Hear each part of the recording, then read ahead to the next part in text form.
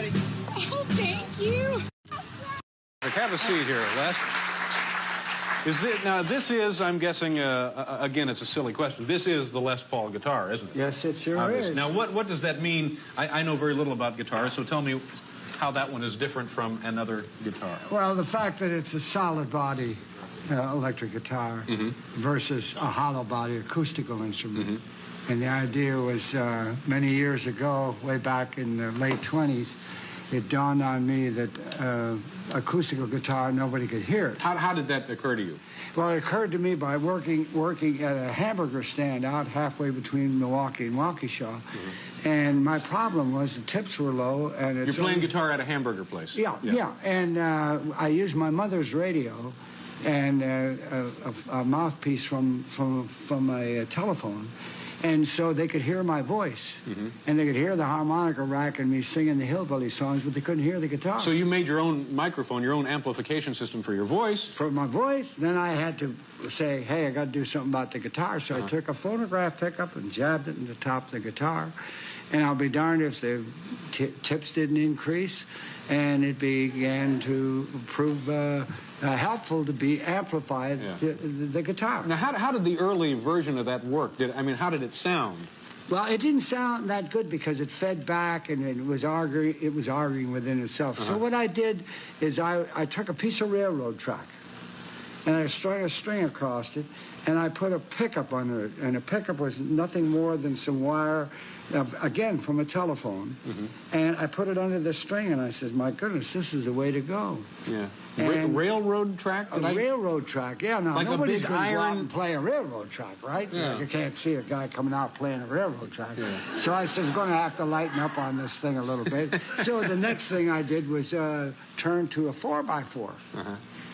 And then from a 4x4, I lightened it up to what you see now. Yeah, but this is truly an invention that changed the course of music. In the 1960s, a father held his 3 teenage daughters hostage for a decade and forced them to start a rock band. In the early 1960s, Betty, Helen, and Dot Wiggin were 3 ordinary girls growing up in Fremont, New Hampshire, except for one detail. Their father's name was Austin Wiggin, and his mother was a fortune teller. And when he was a kid, she gave a prophecy about his life. He was going to marry a blonde woman, he was going to have 2 boys, and then 3 girls. Those 3 girls were going to become a world-famous rock band. Austin didn't think much of this prophecy until later on, when he ended up getting married to a blonde woman. He had 2 boys and 3 girls. In 1964, he went to a pawn shop and bought a guitar, a bass, and a drum set, pulled his daughters out of school, boarded up all the windows and doors in their house, and then stopped letting them go outside entirely. He made them start a 3-piece rock band called the Shags for some reason, and forced them to practice and write music every day 24/7. Every morning they would wake up, have breakfast, practice and write music until the sun went down, do an hour of calisthenics at the end of the day so they didn't gain weight, go to bed, and then do it all over again. The only problem with this, other than how horrible and abusive it was the fact that because Austin was so strict, he didn't allow his daughters to listen to music. So they didn't actually know what it sounded like. This went on for 5 years, until in 1968, he secured a concert at a school event with a bunch of kids their age, and they went up on stage and played these songs. The kids booed them and threw soda cans at them. The girls were utterly humiliated. Austin decided that it was time for them to go into the studio, and they went in to record their first album, Philosophy of the World. And the music was apparently so terrible that the studio engineer that was recording it for them tried to talk Austin out of doing it because he said he didn't want him to waste his money. Austin had hundreds of copies of Philosophy of the World printed, but nobody would buy them, no radio station would play them, and no record executive would listen to them. Cut to years later, in 1975, Austin has still kept his 3 daughters held prisoner in their house. And keep in mind, they're not teenagers anymore. They're in their mid-20s. Austin decides that they've had enough time to get better and they need to record a new album. So they go back into the same recording studio and record a new album called Shag Zone Thing. Austin gets to work trying to get this new album out there, but out of nowhere, he dies in his sleep of a massive heart attack. The Shags disbanded, and the 3 sisters, one by one, left their childhood home. But then in the early 80s, something really odd happened. A bunch of underground art scene hipsters somehow got a hold of their first album, Philosophy of the World, and it actually started to gain traction and get popular. Kurt Cobain from Nirvana said they were his 5th favorite band. The Wiggin sisters, who by this point were just living normal lives, were shocked to learn that this music that their father had forced them to make in their childhood childhood was somehow gaining traction, and they decided to get back together and start playing music as a band again. And right now, you can listen to both of their albums on your favorite streaming platform. And also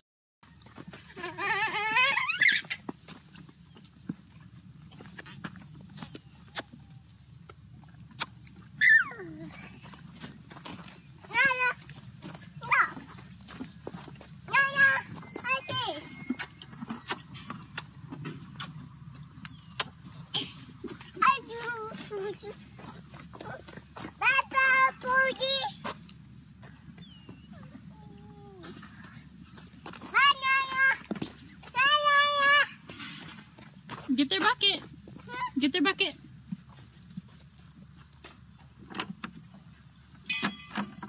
Say night night, ponies.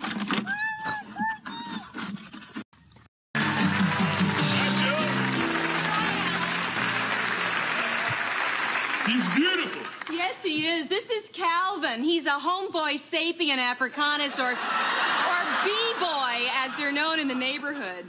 Is he able to walk? Oh, yes, he walks, but you see, these are new sneakers, and they don't like to crease them. I see. And what is he doing now? This is what they call chillin', Alan. Well, it is kind of cold in the studio today. Oh, no, not that kind of chillin'. He's just relaxing and getting used to his environment. I see. Yo, just because you live in lodge with crazy bank and stupid wheels and I'm butt naked don't give you the right to dish. You know what I'm saying? Pourquoi? Well, theirs is a rapidly changing language, Alan. There's new terminology almost daily. But as of last Friday, what he said to you was, just because you're rich and he's poor doesn't give you the right to disrespect him. Oh, boy. I wouldn't say that around him, Alan. It tends to agitate him. Yo, Calvin, man, cool out. The dude's just bugging.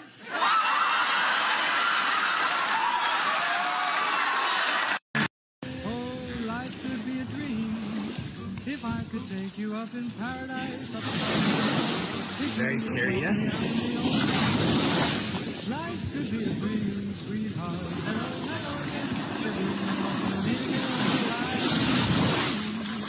If only you're my perfect friend. If you would let me spend my whole life loving you.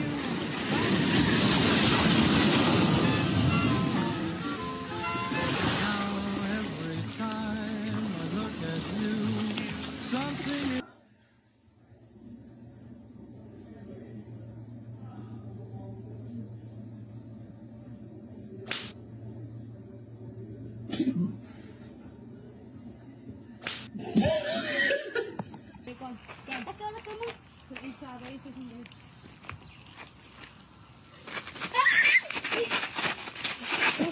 Let's go, man. Here they come down the hill. It looks like Ruben is in the lead, and here comes Al. And this... That was a bad idea.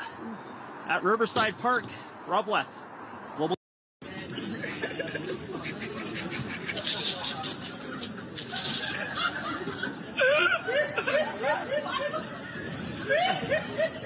Both are British. No, I'm Irish. Yeah, no, British. No. Oh, sorry. No, that's a big difference. The area of North Europe. Not from Ireland. 3 from here, from the back, you hear 3. Now the rhythm changes when I do this. That's 2 rebounds. Fist hits the bag, 1, 2, and comes back. Single fist here, you hear that beat, changes. Double fist through. Single fist rolling.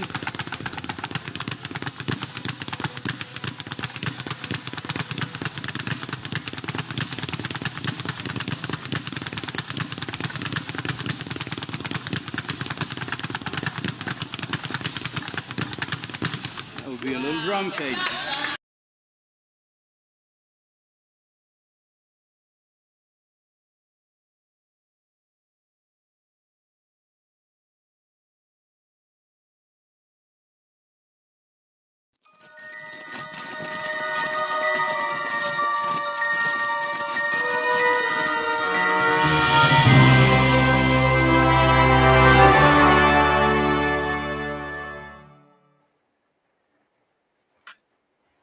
Hello, happy Thursday. Welcome to Creative Chaos. This is a show dedicated to shining a spotlight on fascinating people creating fantastic things outside the mainstream. Because we all know the mainstream is kind of poo poo. It's poo poo. And we don't like it very much. So there are plenty of individuals out there creating great stuff to kind of push back on the mainstream, including Flip City Magazine. Creative Chaos would not happen without Flip City Magazine. And Creative Chaos is made just a little bit sweeter by having my co host, the Batman, on. So let's bring him in.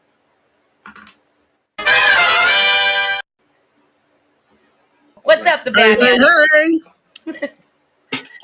Bruce Q. Wayne. Hey, How you doing? I had to turn off the backstage feeds because I heard you talking, and I was like, oh, I'm gonna ADD all the heck. Yeah, I'm at my girlfriend's house and we're having a little conversation here. Sorry. I wonder if we're gonna see the disembodied hand tonight. A disembodied hand? Hold on. Disembodied hand. There it is. Oh, I see that. Oh, hello. Hey, that's the first time I've seen the face. Oh, really? Yes. Then you don't watch our show. No, I have watch not. our show. She's been on our show. Really? I didn't know. I didn't know. I do try to make it to your show, but here's the thing. Your chops. Well, I had just mentioned the ADD, right? So I cannot listen to live streams while trying to work, and we're super duper busy right now. We have like 15 projects all happening at the same time. And if I watch a live stream, I feel like I need to watch the chat too. Yes. Which, by the way, where's our chat tonight, dude? Oh my God, where's the chats tonight? Nobody's chatting tonight. We may be all on our lonesome. Nobody's tuning in? I don't know if nobody's tuned in. I see that we have 13 live viewers. And maybe everybody's just kind of having us in the background tonight. And maybe it's because our guest hasn't even arrived. And on that note, he has arrived. He's gonna hang out backstage. So Jared, chill out backstage for a little bit while we do our opening here. We'll bring you in a few minutes.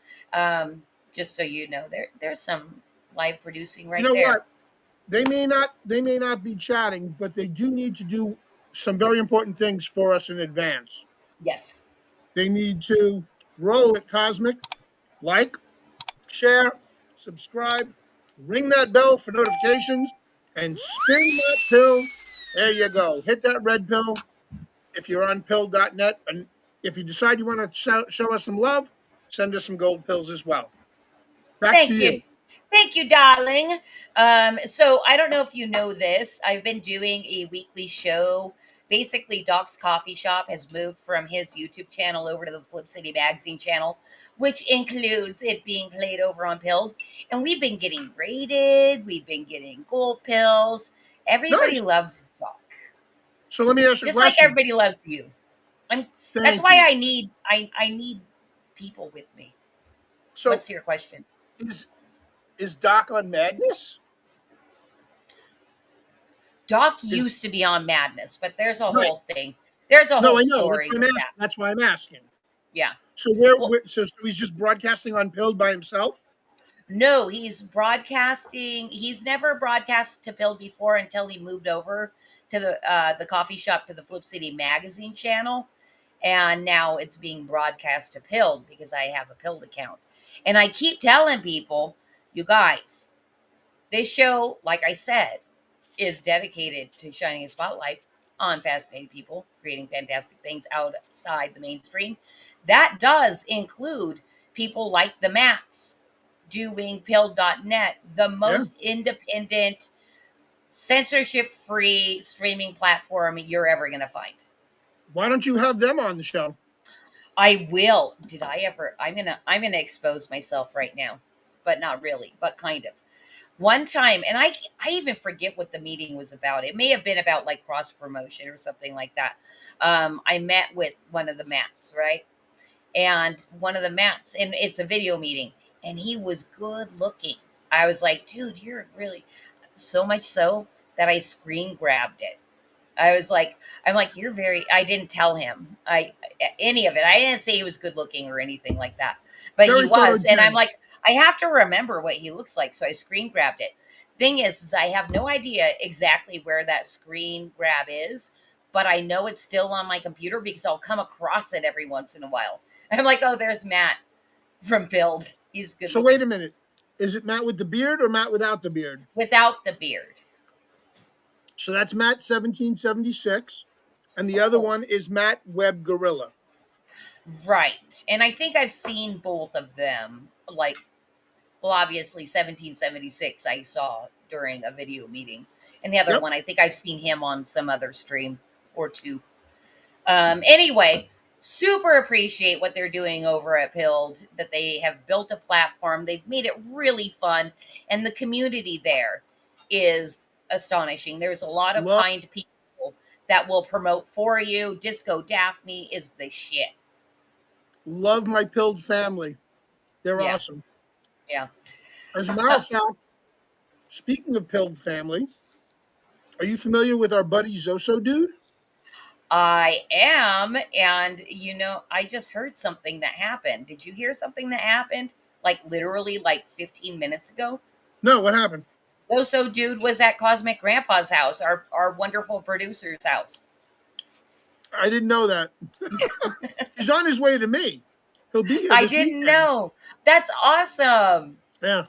Well, I wonder if he'll be there on Sunday for 3 beer men and be able to buddy. It looks like that's gonna be the plan. We'll see. Okay. It depends on what time he gets in. Hey, Depends on how fast he's driving. all right, very good. What's so funny is I was just going to make an excuse for our wonderful guest not being in the studio, but he's back. And He's I'm back. so glad he's back. I've literally, Jared, just so you know, you're backstage. I see you there. We haven't done our promotion yet. I don't know if you left and you actually can talk to me and I can hear you. Just it won't be going out live. Anyway, I haven't done the Flip City magazine promotion yet. What is up, Vulcan Lives? Dude, I've been sweating because our chat has been silent. So I'm glad you're here, Vulcan. Anyway. Yeah, Vulcan, we missed you the last couple of weeks. Anyway, I have to promote Creative Chaos wouldn't happen without Flip City magazine. And we have a thing that is launching tomorrow. So I need to promote. So, cause if we can get over to that scene, here we are. All right, we're in our promotion scene. So, Flip City Magazine has a 5-year in the making special edition. It is the Parodies special edition. It's going to be 80 pages, if not more. Full color, all parodies with highly saturated with Ben Sullivan's artwork. That is the cover artist on this, and he is our lead parody artist. This is like some Ben love. It's volume 27 special edition, the parodies, and I just finished editing the trailer today, and I am going to play it for you all. Are you ready for this, Bruce? Oh, he left. I am. No, I'm here. Oh, I'm here. I'm okay. here. I'm eating my dinner. I'm sorry. I didn't want to, You eat your trouble. dinner, and please enjoy the trailer that I finished about 2 hours ago. Here we You go. got it. And just want to say one thing. In a world where sequels and prequels and derivative slop rule the TV and movie landscape, one magazine dares to make fun of them all.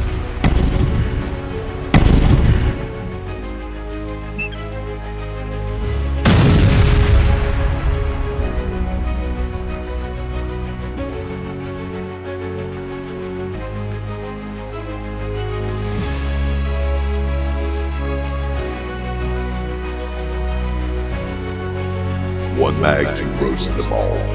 One mag to troll them. One mag to break their balls. And in the ratings roll them.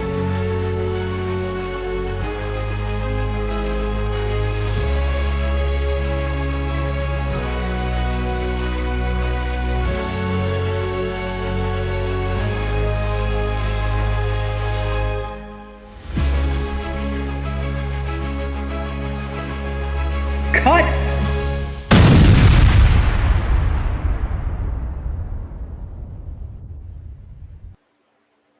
Yay! In a world where I sequels did and lots of prequels and derivatives explosions. So, are we calling this the Ben issue? Sure, why not? Ben, he's our friend. Nobody better than our Ben. I like your lyrics. We haven't seen Ben in chat for a while. I hope you guys enjoyed the trailer. I really do hope it helps sell the parodies because we've got a campaign coming up. And one thing that I want you guys to do, if you haven't done it already, please, we're in our very last hours of the subscription giveaway for signups to be notified of the launch. You have maybe about 19 hours to sign up, and the sign up link is pinned in the YouTube chat, and I also dropped it in Pilled, and I don't see anybody else has checked in on Pilled. So you guys go sign up for the 1 year subscription giveaway to be notified of when the parodies goes live, and you'll also be notified of little updates and stuff like that for the campaign. And we do not spam. Guess what? It costs money to send e-blasts, so we make them as entertaining as possible, because we don't annoy you. We do not spam. And hello, Tank Ferret. So wonderful to see you. All right. They're in the house. And Vulcan lives. Good to see you too, brother.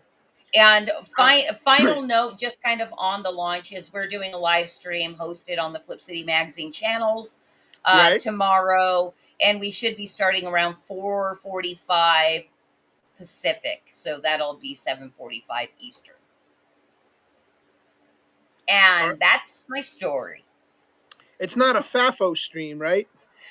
No, I think this one's going to be more of a hangout stream. We might do a read or two, but like we've been like balls to the wall for weeks because of how much we've got going on.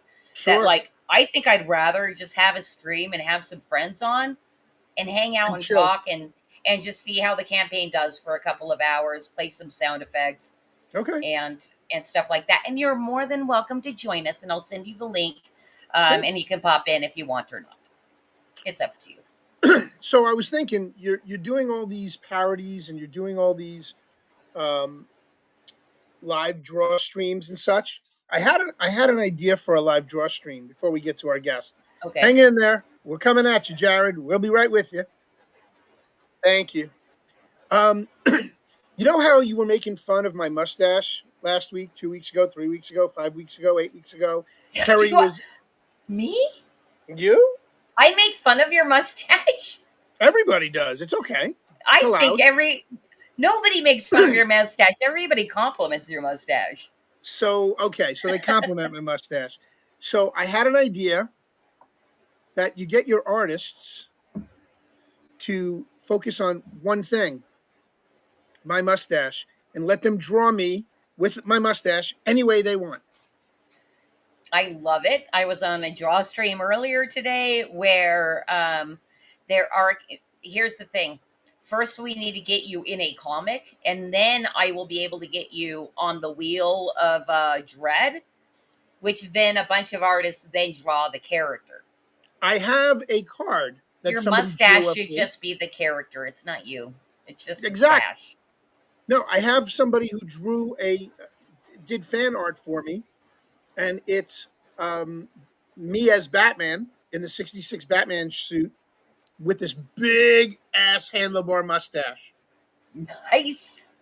Yeah, so I have that. I think we showed it on the show, not here, but on Three Beermen. Okay, so that's not the image that I have put on the Fanboy for Us stinger.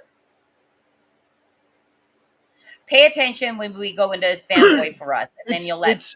It's a cartoonish version of Batman with the big handlebar mustache, but the '66 Batman. We're gonna take a closer look when we play the Okay. stinger today. But let's get let's get our bring guest Jared in in. here. Come on, hurry up. Okay, fine. I have to read his intro, and then we have to watch his trailer, and then we'll see Jared on the other side. All right. So Jared is a new indie comics author creating from pure passion. Every page of his current comic Morning Star Chronicles is a labor of love because he's most interested in creating worlds you'll want to revisit. So let's watch the trailer and we'll meet Jared on the other side. Mission control to Vic. Mission control to Vic. Vic, you ready, man? Yeah. Tell me you can trust me. Don't forget our intel. Something about her is not normal. You can trust me. You love me. You want to make me happy. I know your hands are filthy. And I know about your tricks. The only thing I don't know is what you are. You die for me. But I'll figure that out. Don't disappoint me. Once I haul you out of here.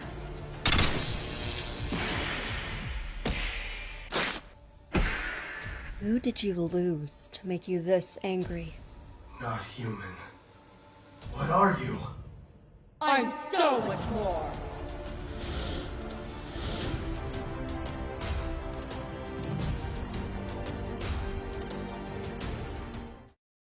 All right, Jared, your main There I am. Jared, your main girl character Yes. in that dialogue, she seems like a real fucking bitch. She is an enormous fucking bitch. Okay. Yes.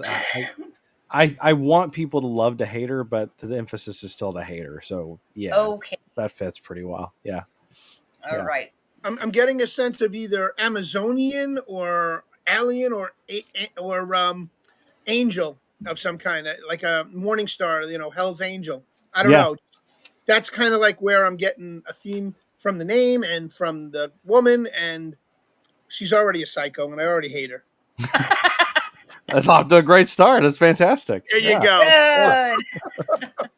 And I have to say, very good. I'm glad that the name kind of did its purpose. It's supposed to have a hint that you got the nail on the head there with. So I'm glad that it conveyed the message I wanted to. That's great to hear.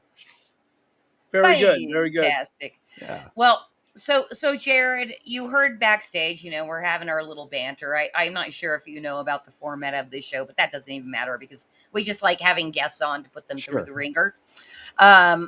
But I do want to get into our first segment immediately because I have to see, number one, I have to see this thing to see if it's what we were talking about this illustration of Batman. It's also a great way for us to quickly get to know our guest. And then we're going to go into Morning Star Chronicles and hopefully get a few more viewers and a more active chat.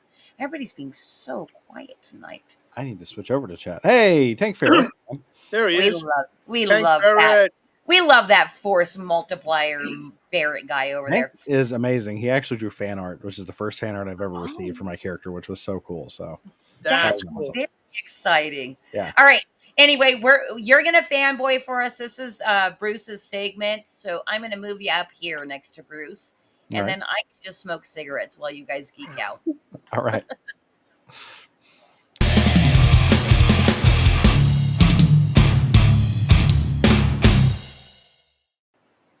But first, was that the illustration?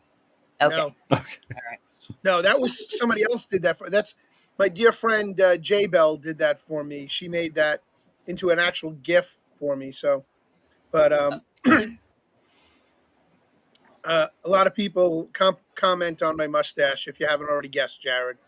I mean, it's a pretty epic mustache. I would understand. Thank you very much. Yeah. Actually, do you know Sean Salter? Yes. Okay. Yes, so you do. He's been on here. So has he sold you on his friend's beard and mustache wax? Because if he hasn't, I think cross promotion, man. I know about the beard and mustache wax because I watched their show. Right. There you go. Yeah. I think there's an opportunity there.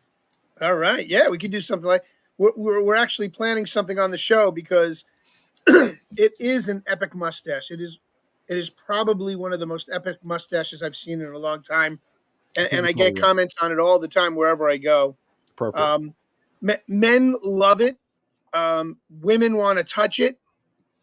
So I don't mind. Of course. Absolutely. But yeah. So we're going to base a show around the mustache. when I decide I'm going to shave it off. Oh, And nice. I'm going to shave it off. Okay. And then see how long it takes for it to regrow to the length and size that it is today. Okay. So we'll be doing a show, and I'll be shaving it off live on stage. Wow. On the show. That's our show, Three Beermen, not this show, Christie's Flip City Mag. But let's get into our segment, my segment here. All right. Fanboy for us. And what I'm going to do is I'm going to ask you a series of rapid fire questions. Okay. I don't want you to think about it. I don't want you to let it mull around in your brain. I want you to just come out with the first answer that you think of. Okay. All right? So the mustache has more testosterone.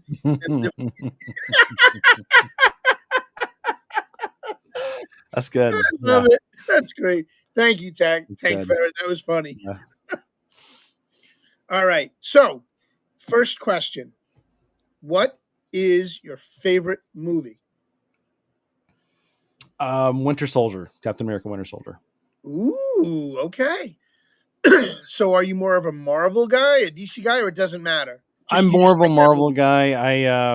I appreciate both, but like I always liked like the Marvel street heroes like Spider-Man and Daredevil, and so I'm more of a Marvel guy. Gotcha. Okay, no, that's cool. I appreciate that. I flip back and forth between Marvel and DC. Yeah. I do have some independents that I enjoyed early on when I was younger. Mm-hmm. But this isn't about me, it's about you. So let's find out your favorite, and this is any genre, okay? It can be any medium, any genre, your favorite artist. Ooh.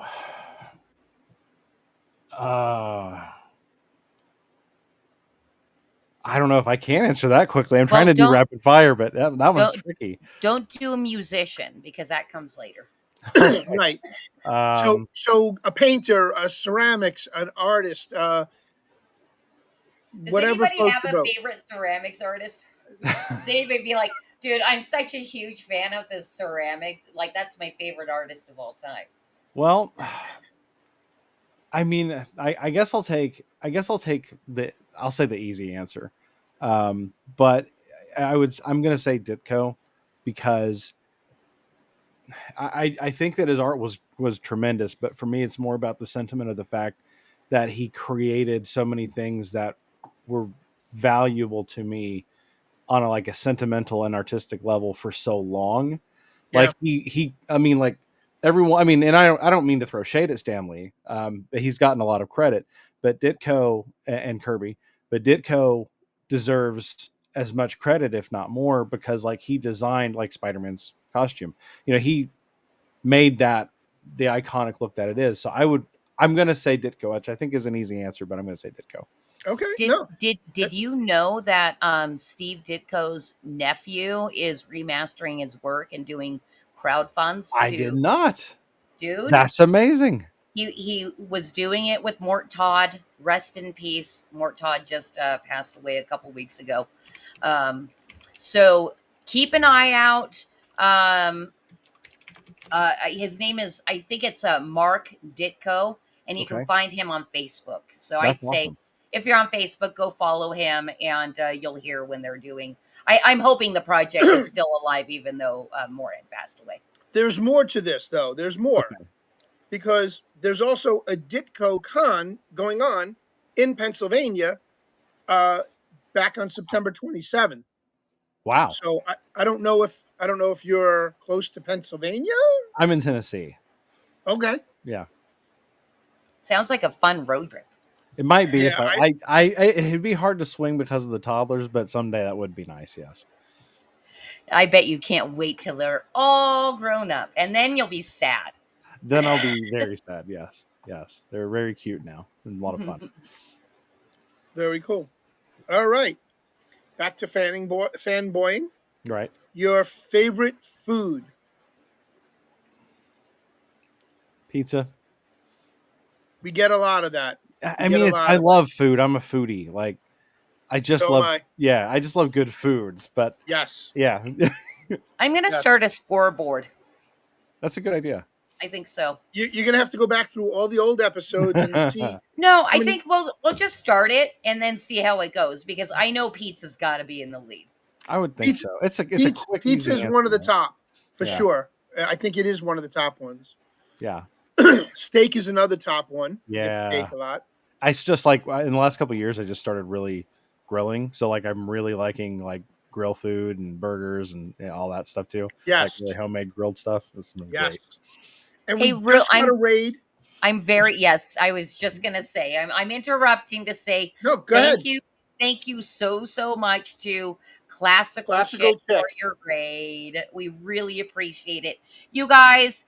If you have any stake or care about a culture war, Creative Chaos is a place to tune into on pilled.net because we're interviewing a different independent creator every single week. I just wanted to say that before you guys leave the stream or drop me gold pills. Okay. But please also make sure you hit the red pill before you exit. Show us a little love. Or stick around. You're more than welcome to stick around. Stick around and enjoy the show. Yeah. So pizza, do you have a favorite dessert that goes with that? So I don't really, but I can tell you I have a favorite category of desserts, which is cold. So I'm like a cold dessert person. It doesn't like I like tiramisu a lot. I might pick that one. But like as long as it's a cold dessert, it can be ice cream, it can be like a pie, something that's chilled. That's my go-to. Jedi Master, hey, welcome aboard. Good evening. Good evening to you. Hello.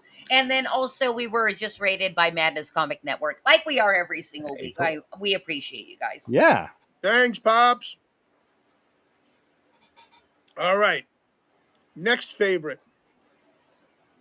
Favorite drink, alcoholic and or non-alcoholic, it doesn't matter, or one of each. Okay. My favorite drink is actually Summer Freeze Mountain Dew. And that's very recently became my favorite. It came out, I think, 1 or 2 years ago. That's part of their flavor thing. I love it. And I hate that it's temporary because I want them to like make it permanent. I think if you're watching this, anyone at Mountain Dew, you should keep it around as code blue because it's blue and make it a permanent thing like code red. Please. I would buy it all the time. That's my favorite drink. Yeah, they actually use that same flavor for the Batman, the Dark Knight Rises movie. Yeah, and they have Christian Bale on the outside of it. I have a giant blow-up bottle of, like, it's a promo that I got from the local 7-Eleven. Yeah. The guy knows I'm a huge Batman fan. Yeah. And he's like, I saved this for you. I'm like, That's thank you amazing. so much. What a cool dude. Yeah, Thank you, Madness Comic Network, for the shades. So it's because my future's so bright. I'm sorry. You guys continue. So you're a Mountain Dew guy. Yeah. Do you have Taco Bells out in Tennessee? Yeah. So they have this new flavor they came out with this year for the summer, I guess. I haven't tried it yet because I used to be a Mountain Dew guy. Yeah. But I had a back off. I'm not supposed to be having too much caffeine, and I got to keep the old ticker ticking, you know? Nash, yeah. Not racing, but ticking. Yeah. So I've been doing a lot of teas, cut back on my coffee, cut back on my Mountain Dew, cut back on my Coca-Cola. Yeah. Mexican Coca-Colas in the glass bottles. Yeah, the really good ones, yeah. So, all right. Now, Well, you mentioned Taco Bell. It used before it was unseated by Summer Freeze. I was a Baja Blast aficionado, so that was my favorite for a long time. Yep. I've been meaning forever. Just to pop in here for 1 second. I've been meaning forever to like grab Ogre saying nerds and Mountain Dew. I swear to God, is like the drink of the nerds, and I just want to play that stinker so bad. Yeah. So I'll just be it like nerds. Well, it's Jeff Keighley is the Dorito Pope, right? And he was next to the holy beverage, which is Mountain Dew, and he had his, that's Dew and Doritos, baby. That's how it works. Gamers' favorite snacks. Exactly. Dew and Doritos. Yep. Right on. Gotta get that double XP going, man. Now, do you ever drink alcohol? I actually don't. I originally, I'd say when I became, legally able to drink alcohol, it was more of like a religious thing where I was just kind of raised like to not really consume alcohol. But I actually, like, as I thought about if I wanted to try it or not, I always kind of decided against it because the idea of losing control of myself if I got drunk, like I hate the idea of not being in control of myself. So like I just like I don't know if that's weird, but I just decided that I would just avoid that because I don't like the idea that I could not be like fully myself at any given time. It's Right. weird Got to it. me. Yeah. I once had a boyfriend who wouldn't do any drugs or out, like he wouldn't smoke weed or drink, Yeah. because he wanted, if he ever had a paranormal experience, to be convinced it wasn't drug induced. You know what? I respect the dedication, Very funny. All right. It's bad time. Another favorite that we're going to ask you about any genre. Okay. So it could be movies, it could be TVs, it could be comic books, could be a regular, book. Your favorite character, not your Okay. own, Right. not your own. No, so that's actually I can answer that pretty quickly. It's actually Spider Girl. Which Because one? well, see, Spider Girl to me is Mayday Parker. And so this is the Spider Girl that was written by Tom DeFalco as part of the MC2 line, who is the biological daughter of Spider-Man and MJ. And she was part of like originally she was just in a what if spinoff comic, and it was so well received that they did a limited run. It got canceled. Fans wrote in. They brought it back. It got canceled again. Fans wrote in again. They brought it back. So she was always really, really popular, and she didn't have like the best sales, but that's sales don't matter. What matters is that the story by DeFalco, like for her, like her whole life, was amazing, and it had elements of just everything that I love about long form storytelling, because you kind of have to know Spider-Man, right, to go into Spider-Girl. But if you do, you're so rewarded for being a fan of Spider-Man and seeing like his legacy continue with his daughter, how their relationship works out, the relationship to Mary Jane, how his villains come back in different ways. Like, spoiler alert, but Electro had a daughter, and Electro's daughter got the same powers as him, and Oh, she wow. started to be a criminal like her dad. And Electro actually came to Spider-Girl and said, look, I don't want my daughter to be an idiot the way I was. I want you to stop her and help reform her because I don't want her making the same mistakes I made. I was like, that is so cool. Like I never would have expected that from Electro, right? That's a great story plot line. Yeah, it was amazing. So it was just, I loved that run. I love that character. I'm sad that we haven't gotten new stuff with her, but I'm also kind of glad because it means that like she hasn't been like, bastardized or ruined like a lot of characters has been. She's safely done, Tucked away, right? Yeah.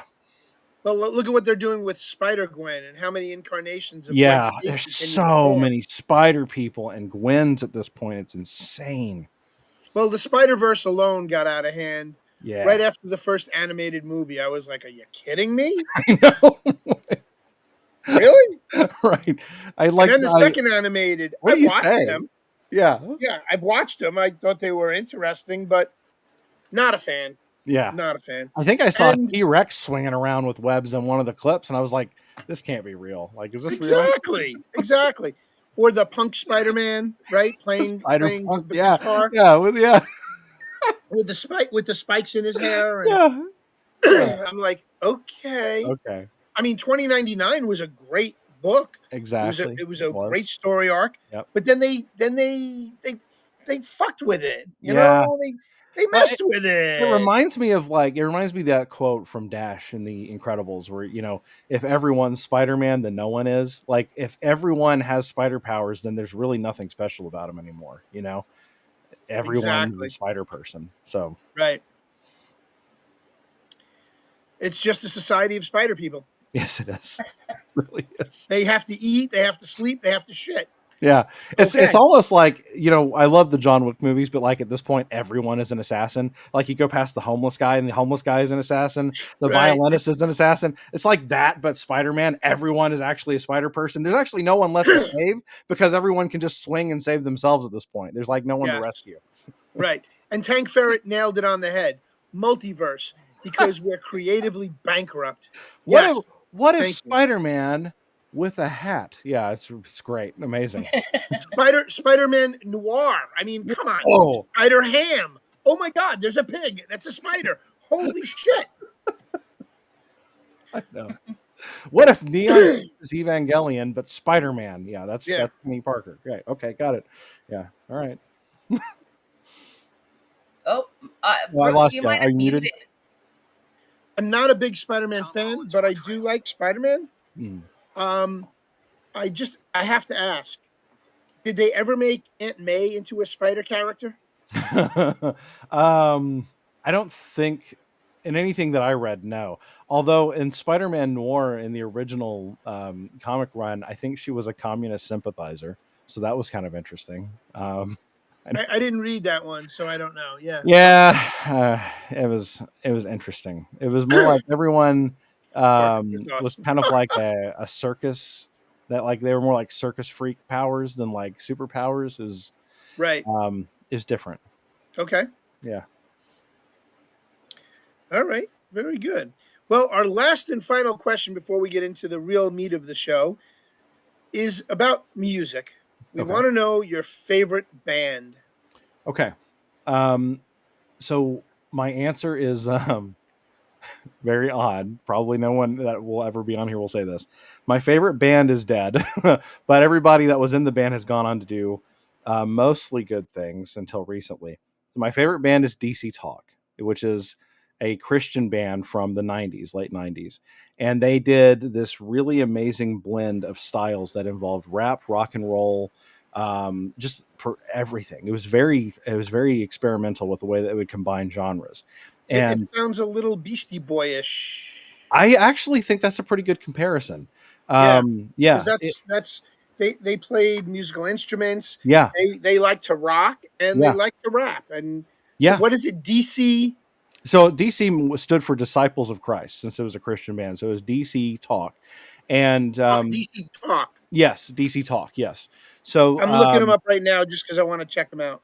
well, I'll tell you a little bit about the members. So they all kind of lent different aspects of like unique skill sets in music. And Michael Tate was one of the members, Toby Mack and Kevin Smith, and they all went on to do their own separate thing.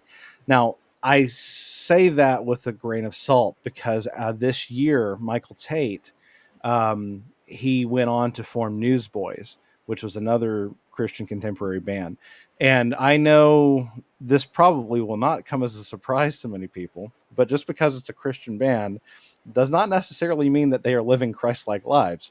So, so Michael Tate was accused of, I think, borderline rape / sexual assault against men, as well as using copious amounts of drugs and alcohol to persuade these men.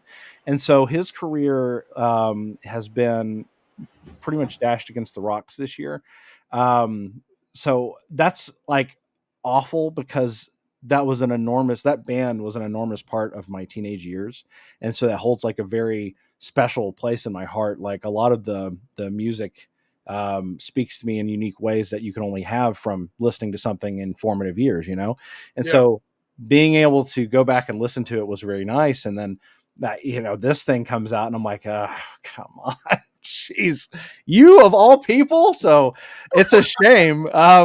Their music is still really good. But when they split up, I didn't really follow any of them because I was interested in them as a group, not them doing their own thing. I've heard some of their stuff and it's not bad, but there was like something uniquely special about them as a group that really drew me to them back then. I get that. I get that very much. And I don't know if we can see this, but I did bring them up. Oh, nice. Yeah. Yeah. And that's Michael in the middle there. That's then, Michael right there. That's Michael, and the black fellow is With Michael the Tate. glasses. Yep. Yes, and then here's who's this?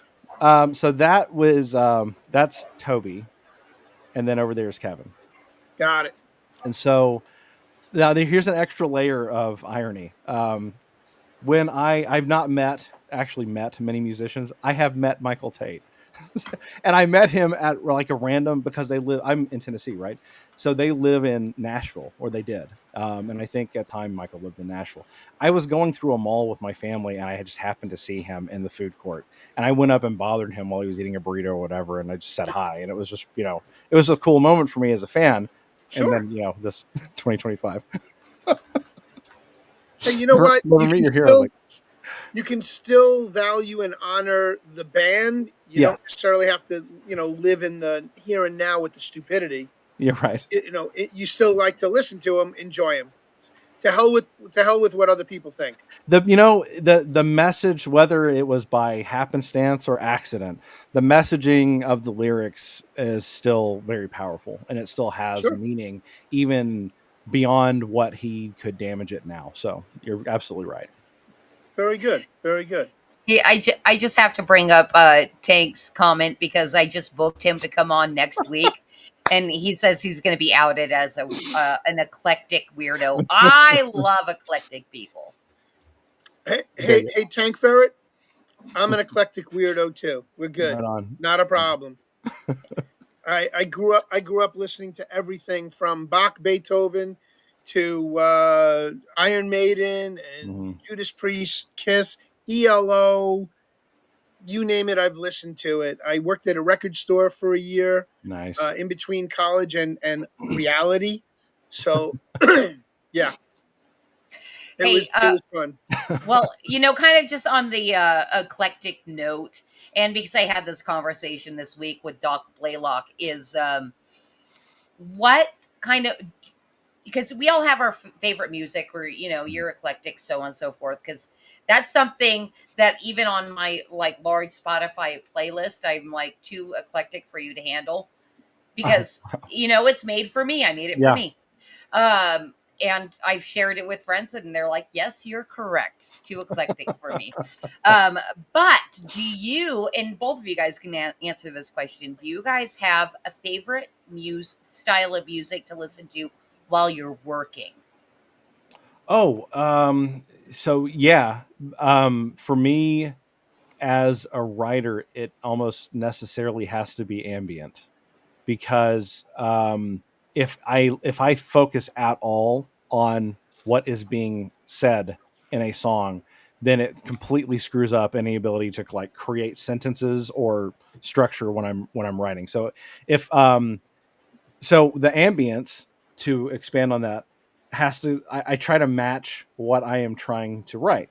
So when I was writing all of the scenes for Ghost, I was listening to a lot of city ambience, or stuff from the Batman films, because it's vigilante justice and violence and everything. So that's what I was seeking when I was writing all the Ghost scenes. A couple of years ago, I was writing I don't know if this will ever see the light of day, but it was a lot of fun. I was writing for somebody a letter from a magic student explaining how magic worked to stupid people, in her opinion. So I was trying to find this more whimsical, sort of lighthearted, magical sounding music that would go with it and help writing the letter. So I try to match it to whatever's going on. Yeah, but you didn't even say what kind of music that was. What's the lighthearted, whimsical?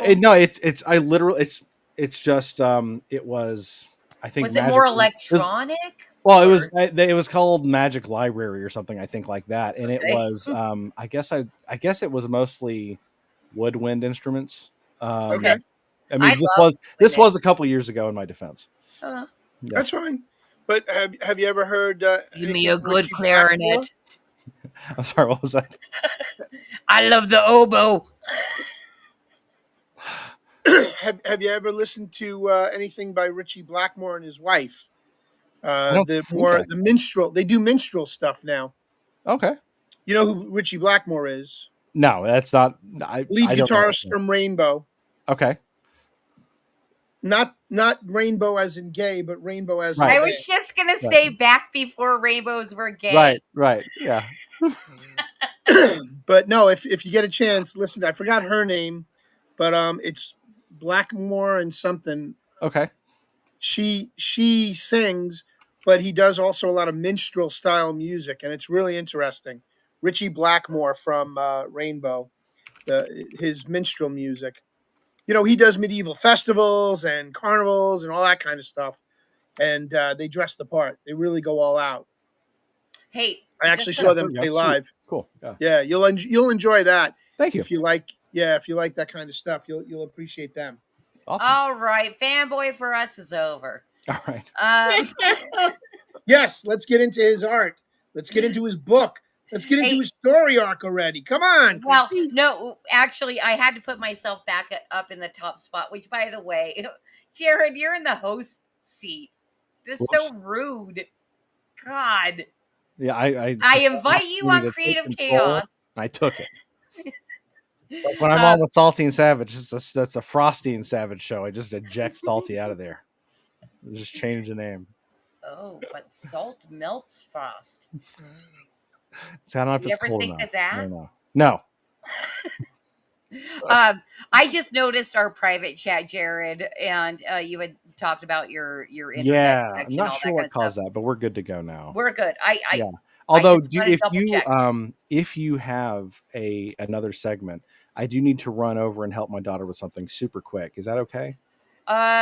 We were going to go into you, but please. Okay. It's all about I'll the be kid. fast. I'll try. Go to do be as your fast as thing. possible. Me and Bruce will sit here and hold the fort down, buddy. All right. I'll be right back. Thanks.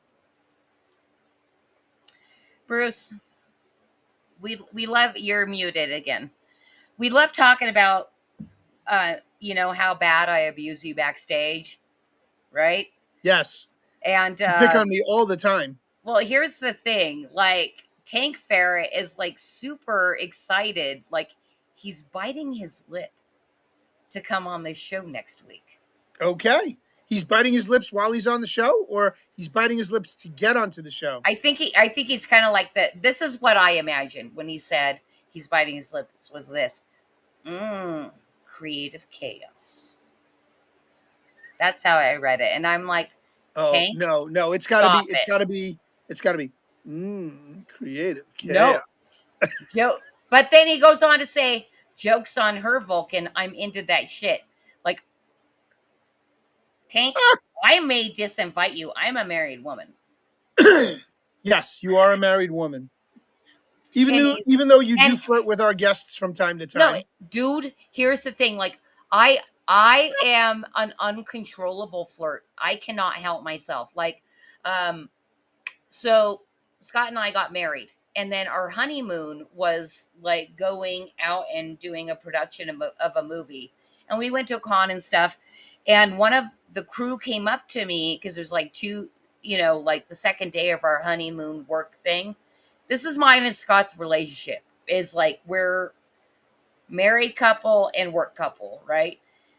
Yes. Somebody on the crew comes up to me and is like, dude, you're flirting way too much.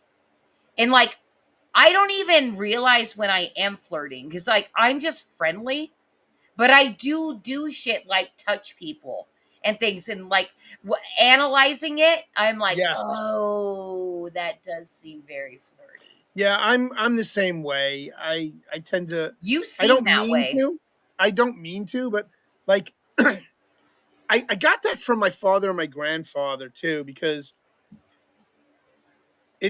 they would do it a lot nicer. I guess back in the day, it was okay to do, because I learned that if you treat the waitresses or the hostesses with a little TLC and show them a little affection verbally, it goes a long way to taking care of the bill and the food and all of that stuff. Well, getting good service.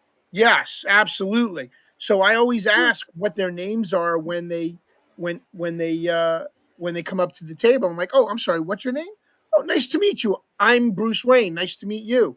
And we talk. Customer service people love like kind of like a reciprocal relationship because, you Yeah. know, it is a lot of give customer service. That's been my entire background. So It when is you a get lot of it customer back, service. it's like, oh my God, I think I'm in love. Yeah. You know? Yeah, and you know, I will put my hand on their arm, or I will grab their wrist or their hand or something, and thank you very much in front of my ex-wife. I didn't give a shit. What do I care? Is that why you got divorced? You were flirting too No, much with the no. I got divorced because my wife's a crazy psycho bitch. I'm sorry, I didn't mean to say that out loud. Did I? Well, you know, She's a like, psychologist, and as we know, all psychologists are fucking psycho. here's the thing. People, I have, I haven't had that exact thought about psychologists or psychiatrists or whatever, but I have about uh, uh, um, people in family services. They have the most messed up families. The people that want to tell you how to rule your family Exactly. are like, you know, have runaways and they're like husbands beating the child and Yeah, Well, stuff no like from that. firsthand experience, right? Yeah, I guess so. Don't do this. This is a complete disaster. Yeah. It's nutty as hell. It's nutty as hell. But yeah, I Anyway, get it. we'll save that for conspiracy corner. I'm like, You oh, got I it. should put that on the wheel. Oh yeah. Family services. That'll be real interesting for sure. Yeah. Anyway, all right, Jared. You've been here I have. for almost an hour, Yeah. and we still have hardly talked about your book. But that's okay. That's okay because you're doing an entertaining show first, and I'm shaking my tin cup second, so that's all good. Yes, Yeah. and here's where and I appreciate you. I appreciate you realizing how much of a fucking bum you are. Absolutely. Okay. I know my place. All right, good. Yeah. And then here's where I like to kind of start, you know, the pitch is Okay. I love the best elevator pitch. I want to hear your elevator pitch. Some people have gone on for 5 minutes. That is not an elevator pitch. Yeah, that's a stairway pitch, really. Yeah. Yeah. Well, I mean, stairway to hell. Yeah, it could be up or down depending on how much you're enjoying talking to him, I guess, right? Yeah.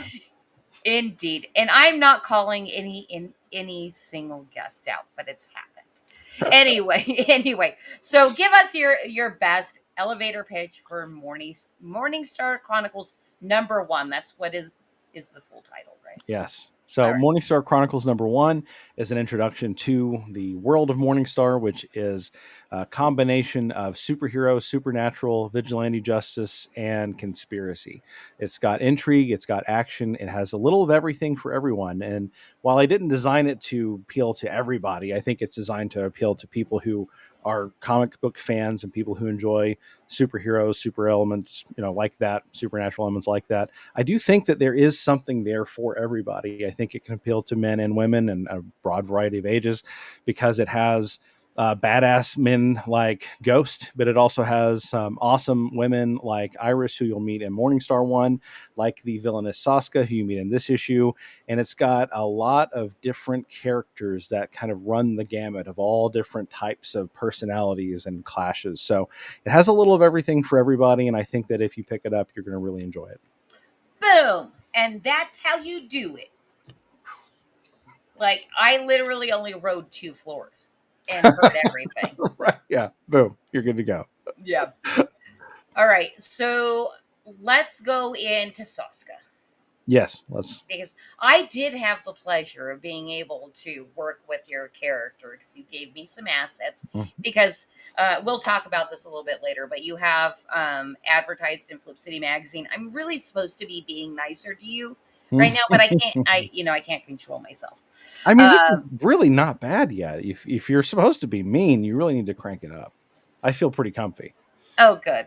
Well, I really don't want to be mean. She's not supposed to be mean, but she has to be stern from time to time. Right. And kick me in the mustache. Well, you can take it, surely. So absolutely, that mustache can. Right. With all that it wax coils in back. It just coils back up. Right. You're gonna, you're gonna have to be really careful after you shave that thing. You're gonna be at risk. Of? Well, I mean, it usually takes the blow for you, you know? Oh, yes, it Yeah. does. Yes, it Yeah. does. It's better than a right front block. Right, exactly. You can really just like turn left and right and you can riposte and parry, yeah. Exactly. Right, yeah. If you need a comic book character, you got a mustache to work with. That's awesome. Yeah. You've given me so many ideas for my other book, Super Guy. I'll have to talk to you about that someday.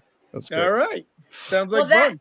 that was the thing too, because one of the things I like doing is not ask for too much from a guest, because I like kind of stalking. I like stalking men. Right, yeah. And, Of course. and most comic book creators are men. So It's I'm like, true. okay, let's see what's going on here.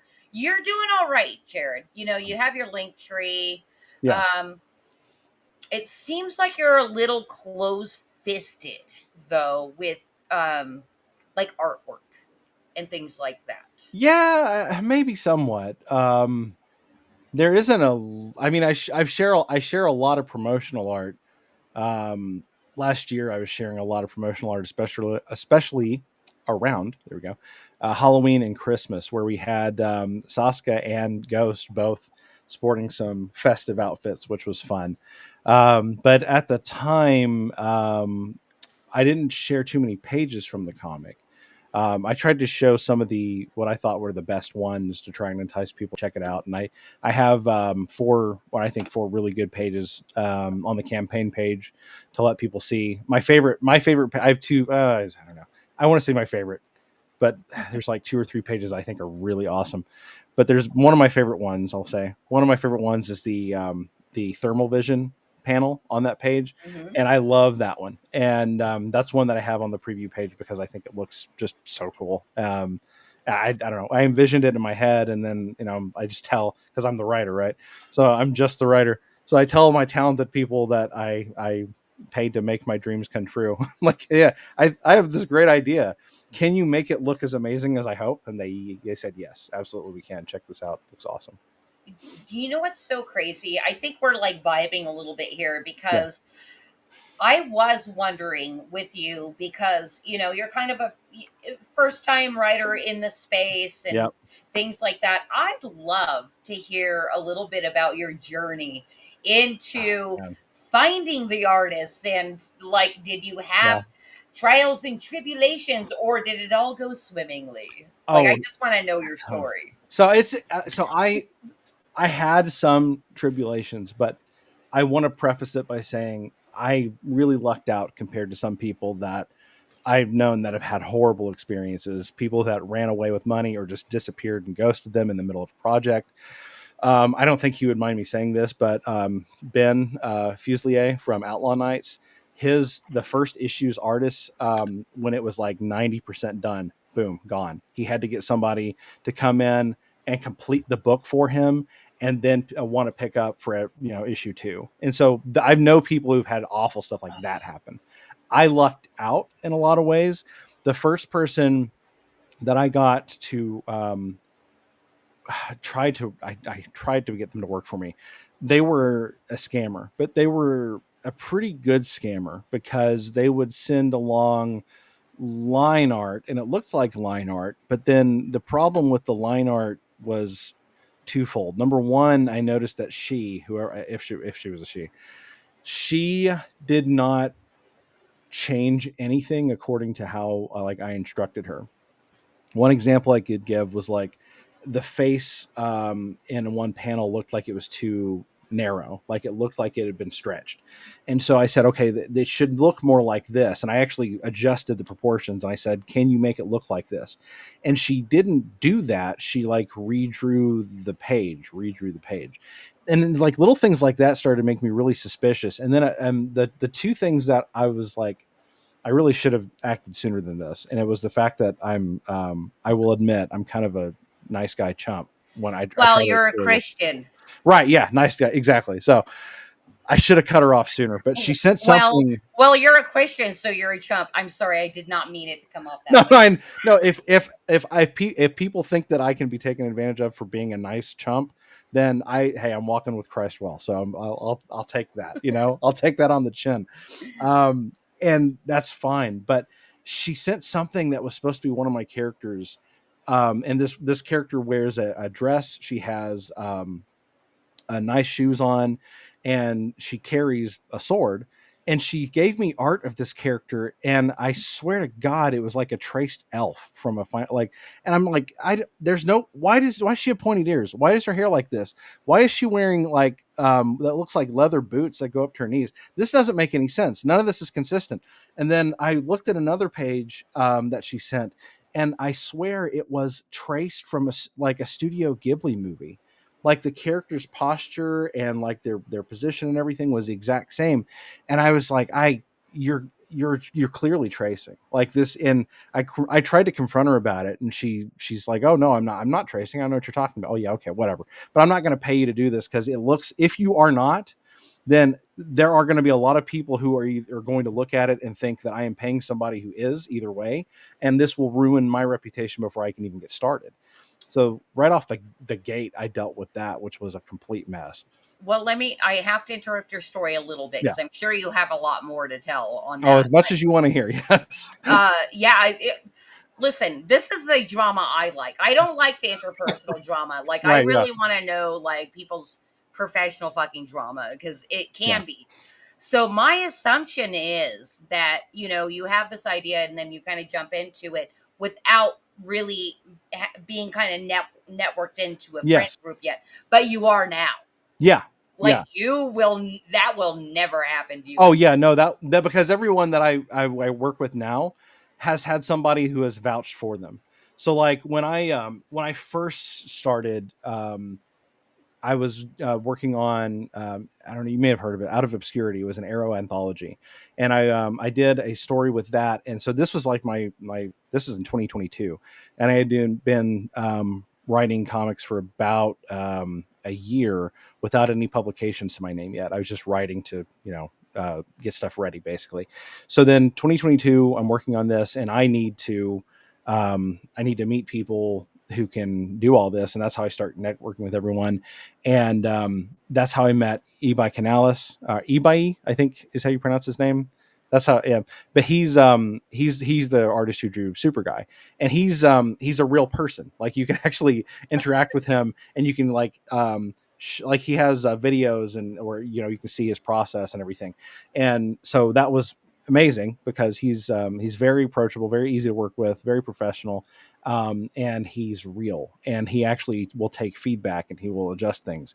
And the colorist was someone who was also working on the book. Going on to the next project that I worked on, I needed to find a different artist because I needed a different kind of style. Ebai is very, I'd say he's very gritty and like caricature focused. So I needed somebody that was a little more, I guess kind of like almost animated style looking, kind of like if you think of the Batman the animated series or some of the Marvel cartoons. I wanted something that kind of looks similar to that with a bit more detail. And I was trying to find the right person for that, and I had made a networking connection to a guy named, I guess a guy / group called Brainy Pixel. And Brainy Pixel is a kind of a creator collaboration channel of sorts, and they have a presence on X, and that's how I talk to them. And they have like a Rolodex, if that's still a word to use, of artists and colorists and everything else. And I said, I need somebody that can do this. And Hey, Jared, you might want to move your mic in a little bit because I'm hearing it too. Take ass if you're underwater. Yes, I am. Sorry about that. No, not great. Not great. Your mic might be a little funky tonight. Wait, better? Better? Yes, good. Yes? Okay, Yep. cool. Where was I? So they actually hooked me up with the artist that I ended up using for Morningstar Chronicles. And then the colorist was somebody that I met through Animane, who I got to know writing back in 2021, 2022. So it's exactly like you said. It was through being able to network with all these different people and getting to know people who can recommend people, who can vouch for people, who can speak to their professionalism. And the nice thing about all the people that I've been able to use so far is that none of them fight with anybody else. So like nobody has a beef with anyone that I've used so far. They kind of stick to their own thing, so no one feels alienated by any of my There's a artists. market right there, you Yeah. guys. Artists, listen up. Right. Don't beef. Don't beef, and you could probably get more work. Yeah, exactly. So yeah, it's been a crazy journey. Like I guess I've been writing for 4 years now. And I've done one self-published book, and I've done an Arrow comic, and I've started to take on some work from Rising Star Comics. And Rising Star Comics has had, I think, 3 successful crowdfunds on Kickstarter now. He's got Rebound 2, and he just did Cosmo Girl, which I think was his highest grossing one yet. I think it was just over 3,500 for, which is really good for a he literally just started last year, so he's doing good. That's very good. Yeah. We've been publishing for 5 years now, and we have not had a crowdfunder that broke $3,000. Wow. Yeah. So then he's doing great. Yeah. Yeah. Now I'm jealous. All right. Thanks. No. Well, on that note. Yes. How much jealousy do you think there is in independent publishing? A tremendous amount. What's up, Frederick? Just what's up to Frederick? a tremendous amount. Hey, Frederick, how's it going, man? That guy's a fun guy to hang out with. I was actually just on a stream last week, and I had a blast. Oh, were you really? Yeah, he's a lot of fun. So I'm not going to name names because I'm not like that. But just last week, I had a private conversation with someone, and someone was madly jealous of a mutual friend of ours who has been very successful. And he's like, he's stealing my ideas, and I can't believe he's already doing this. And I said, I didn't, I mean, I'm nice, but I did set him straight. I was like, he's being successful because he's working at it. He's put out, all these different books, and he's got all this stuff going on. You have not done anything yet. You have to do something with this. If you're going to claim an idea, then you need to use the idea, and if you're really that worried about it, stop telling people about it before you publish it. So I think there's a tremendous amount of jealousy, though. I've seen it firsthand, and not in a less ugly way, because it was just personal jealousy. But I have seen people who feel like they're entitled to somebody else's success just because they think their quality is better or whatever. And there's one thing I've learned. Quality is really determined by the backers. I've seen people who I would say their art is really not great, but I love their books because their art is theirs. And so the reason why they have a readership and an audience is because the people like that their art is uniquely theirs. It's not, it doesn't look as good as somebody else's, but it looks like it's their art and it came from their heart. And so that has an audience if you can find it, but it's, how long do you toil? What do you do to find it? All these things are factors, but I've seen a lot of people who don't deserve the success just get there because they grind out and they found an audience. Very, very understandable. And I hope everybody took my jealousy joke as a joke. I'm not jealous of anybody. I mean, I assume that you're joking. Are you jealous of anybody? And I'm actually not. I see everybody that's more successful as me as people that inspire me, because there are certainly people that I look up to and I want to reach their level. That I like their work. I'll even name a couple of them. I think that Tonic Mole's books are hilarious. And Saving the World is the name of his comics. I would love to get to where he has a consistent 100 to 150 people that back his books. I'd love to get there. That'd be amazing. I look up to the Iconic Comics guys, especially the way that they do crossovers between all of their properties. So they have Common America that crosses over with Black Ops, that crosses over with Soul Finder. That's that'd be a dream come true if I could do that. Having multiple things that cross over and you can do a big event with your own stuff. How cool is that? So there's people that I see like that, and I just think, man, that's like the mountaintop. I'm down here, in the savannah. But when I look up at that, I think, man, that's so cool. I want to get up there. I want to reach up there, and hopefully I will. Well, and that's the thing too. You are pretty much at the beginning of your journey. Right. Yeah. Exactly. Well, I have a question also, because you did a giant lead up to your first Yes. crowd fund. Yes. That's yeah. By giving away kind of Yes. a lot. And how do you feel like that? How did that go for you? Like as expected, did you manage your expectations? How'd that go? I was a little bit disappointed in one respect, which was that I was hoping to get more people on my mailing list than I did. I was originally hoping to get 500 over the course of a couple of months, but I learned very quickly that it is not necessarily easier to give away something for free just because it's free. So it's actually, I would say it's not really a disappointment anymore. It was at the time because I thought, oh, well, surely I'll be able to get lots of signups. But then I realized, that it is not it's not something that is just like, oh, it's free, so therefore people are just going to jump on it. You still have to, buy their time, even if you're not buying their their interest financially. You have to get them to buy into it with wanting to invest their time to read something. So it was very educational and invaluable in a different way, because I learned, okay, I can't just rely on it being given away for free to get a bunch of people signed up on my mailing list. Now, that said, I was still really, really happy with how it went overall.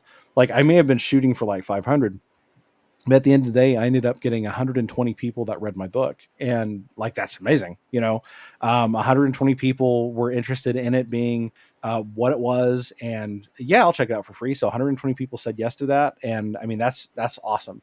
And well, when you think of like public speaking, yeah, and being in a room of 120 people, that's a lot. yeah. Yeah, it is. You're right about that. Yeah, that's a bigger than any crowd I've ever spoken in front of. True. So yeah, that's pretty significant. Yeah. Yeah. Well, I gotta highlight this because our French Canadian friend Yes. says he is jealous of us Americans' rights. And I'm thinking First Amendment, maybe Yeah. Second Amendment. He should be. He absolutely should be. We are, despite all the problems I have with our government, and my God, could I go on a tangent about that? I could too, but we're saving Right. that for Conspiracy Corner. Right. Yeah, that's a different night. But he should still be jealous. And Frederick is the kind of Canadian that I feel a genuine sense of camaraderie and pity for, because I feel like it's unfair that he is trapped by the government that he has to live with. And it's really unfair to people like Frederick. And I know that there are a lot of Canadians who are frogs who are turning up the temperature in their own boiling pot, but Frederick is not one of them. And I know the guys plenty like of that. them, Yeah. just like Frederick, Yeah. And wait, I have to ask.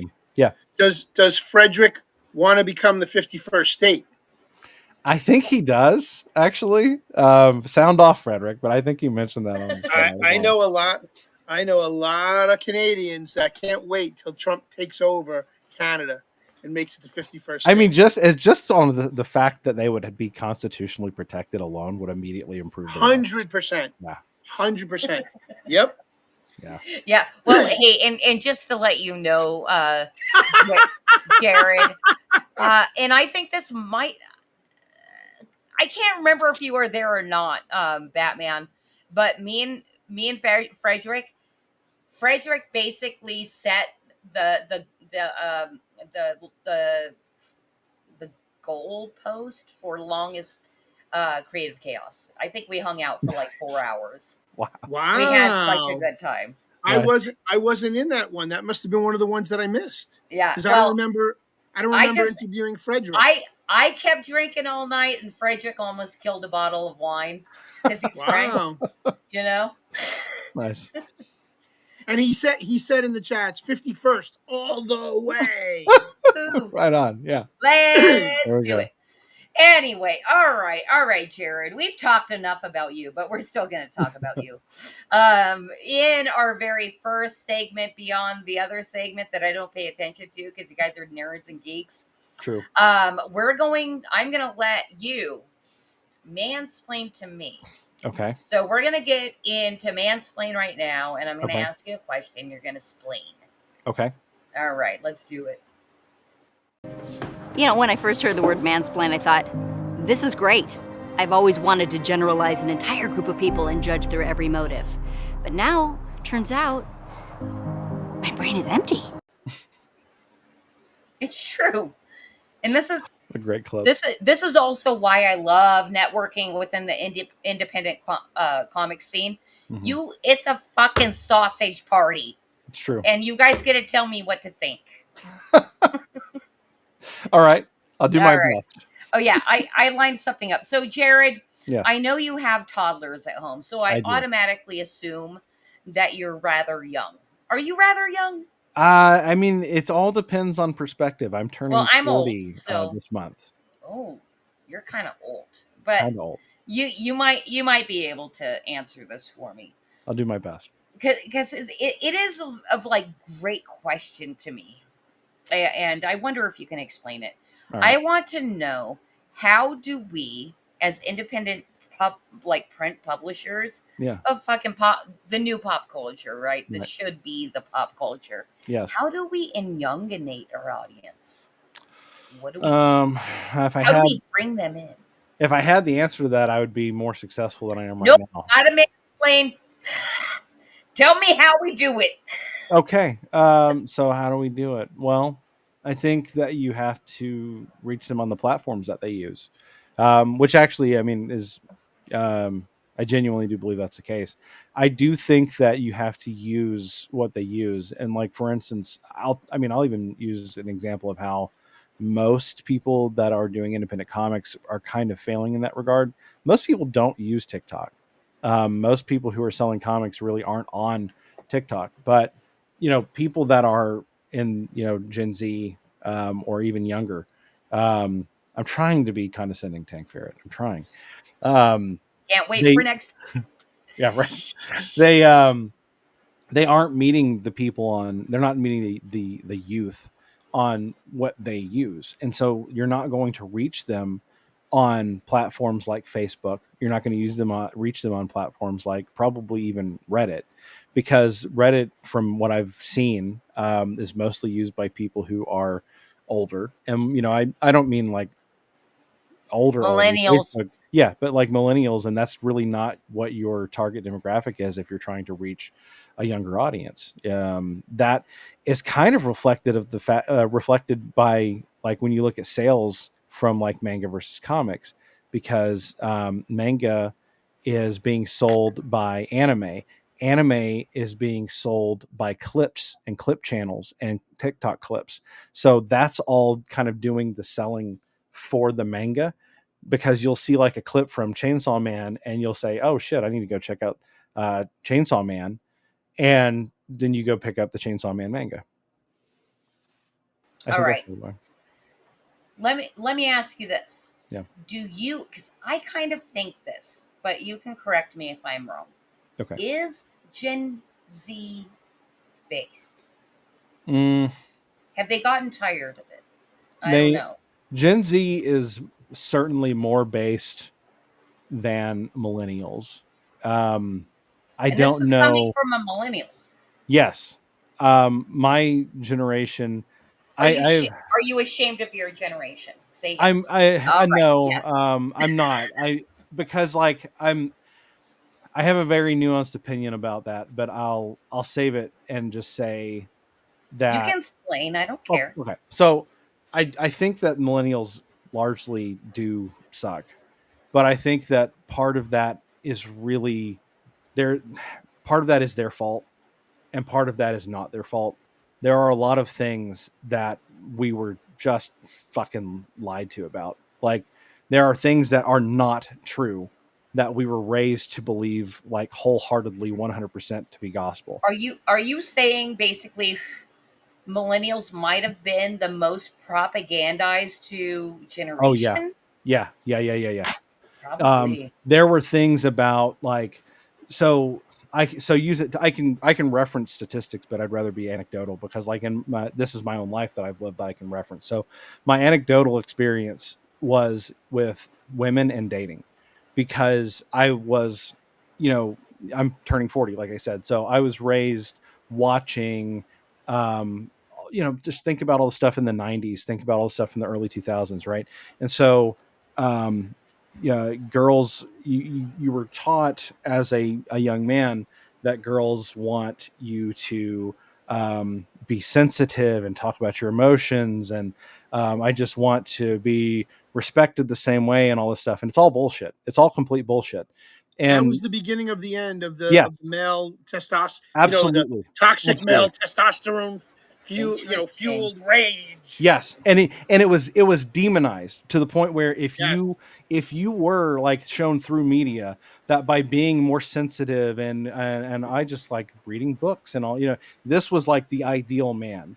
If you were a guy that played sports and you were like, really masculine and I mean like aggressive, like these were all things that were shown to be negative qualities in just about everything that I watched. So it was very much eye-opening to me when I got out into the real world and I started, talking to women and I learned that this is not at all what they're interested in. This is not at all that how they respond to these types of men. So like dating was, I think, sabotaged for millennials. I really do. And I think that it's reflected by like the birth rates. It's reflected by the marriage rate. It's They're reflected having by dogs instead of kids. That's exactly right. There were so many wanna have articles that came out talking about how it continued into our 30s, where we were being told through articles that if you care about the earth, if you care about global warming and your carbon footprint, then you won't have a kid, because if you have a kid, then it's going to just it's going to be even more carbon, everything else, and it just kept going. And I mean, I'm not patting myself on the back. It took me until I was in my 30s to figure a lot of this stuff out as being bullshit. But, a lot of people never broke out of it. And it was only exacerbated by COVID, because when COVID happened, then that really created like a gulf between people who were awake and aware of things and everybody who else that was like, yes, daddy, please oppress me harder, put the boot right on my neck. And here we are now. On everybody else's neck because they're complying. I'm going to report to the church that has 6 people in it because they met on Sunday and my state said that's bad. Those kind of people. Yeah. So it is Gen Z, to return back to that. Are they more based than millennials? Yeah. But that's because of the proliferation of the internet, because the internet has enabled messages that are counterculture to actually get traction. Despite the fact that algorithms constantly work against them and try to oppress them. So they are certainly more based. I just don't know what the percentage is. Is it, 60, 40, 70, 30? I don't know. But I do think they're certainly more based than millennials. I think probably time will tell. Yeah, I agree. I have faith that Gen Z is going to shoulder to shoulder with Gen X and all the base, millennials. Like, hey, F you. Isn't it funny also how the term woke became co-opted? I know. Yeah. Yes. What a fucking psyop. Yeah. It's insane actually to think about how, I don't know, but that's just kind of what they do, is they find something they like and they try to twist it and they claim, no, it's just part of their gaslighting. Whereas it's like, no, it's always meant this. It's always been that way. You're the crazy person. Yeah, absolutely. Well, on that note, because I just brought up psyoping, we need to get into our next segment, my favorite way to get to know our guests. And that is Creative Chaos's Conspiracy Corner. So let's get in there.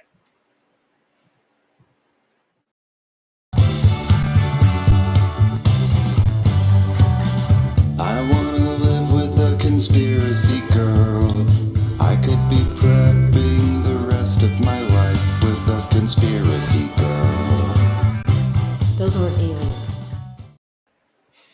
in this scenario, I'm the conspiracy girl. Okay. Okay, was the moon landing real? I don't know. Spin the wheel. That's not Spin really. the wheel. And we're gonna spin. We're gonna spin the wheel. All right. So, Jared, I've never really seen you popping up in my chat, so I don't. You agreed to come on, and we are now in conspiracy corner, and we Okay. have a wheel.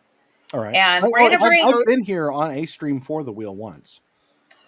you because you came to one of That's our right, FAFO yeah. streams. All Yeah, right, you've yeah, seen yeah. the conspiracy wheel Yeah. All before. right, I'll tell you right now. I feel that Jared will be one of the most based guests we've had on.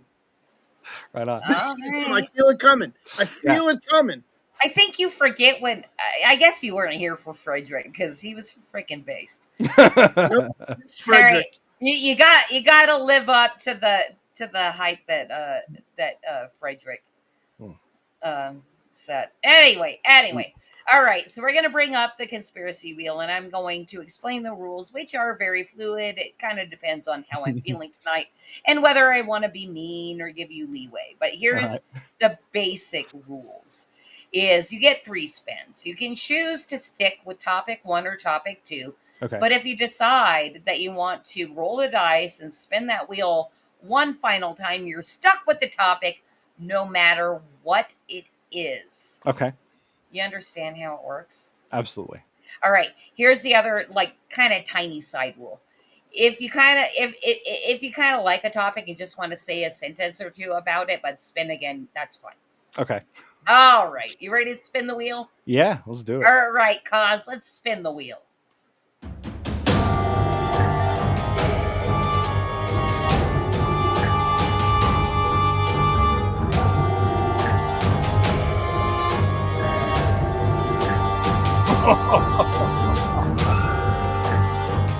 I'm taking Bigfoot off. We land on this way too often, but you're more than welcome to talk about it.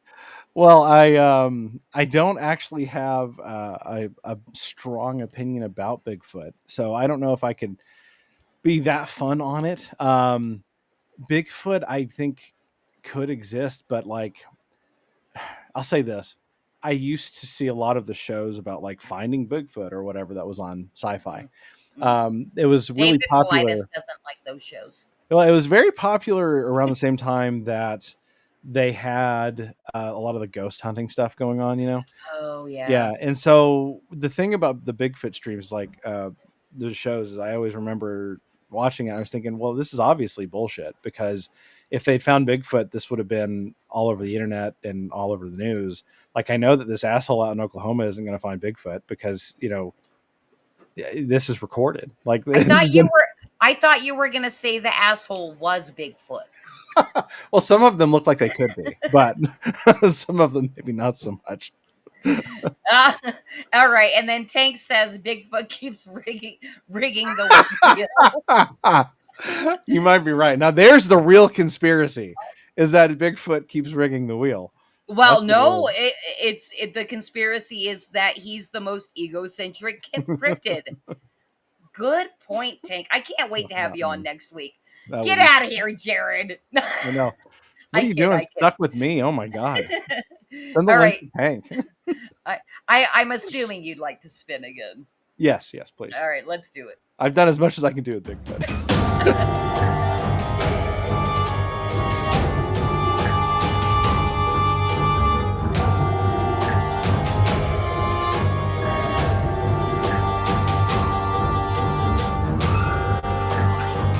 Wish it was lizard people. I knew it was going to be fluoride. I don't even think I should have put in water. It can be fluoride in general. Yeah. Yeah. That's another one I don't really have strong opinions about, though. There's stuff on here I definitely do have strong opinions about. Right? Yeah. Your teeth are very strong. They are strong. Yeah, lots of fluoride. So I can bite through any food without with no difficulty. You could bite through steel. Maybe not that. I haven't tried it. Maybe I could. Well, it depends on how much fluoride is in your water. I need more fluoride. It's like Bane, but it's hooked up to my mouth, and I hit the pump, and the fluoride rushes in, and then I can bite through anything. All right. Let's And do spin 3. all right, you're stuck with this topic Yeah, unless go I with it. decide you're not.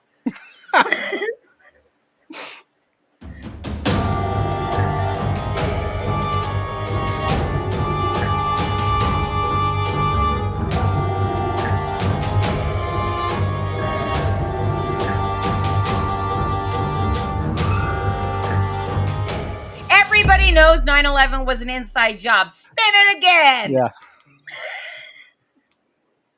That's not even a conspiracy. In the wheel. In the wheel. We're just gonna like spin this thing for 20 minutes. You're gonna land on Bigfoot again. No, we're not doing this one either. God damn it. Stop it, Voodoo. We're spinning it again. All right, you gotta take these off the wheel, Christy. Come on. Dude, I'm so busy.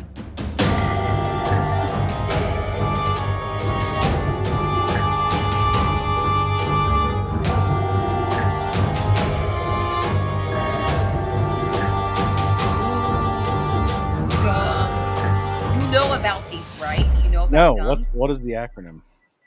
Deep underground military bases. Oh, then I do know about them. I didn't know that they were called that.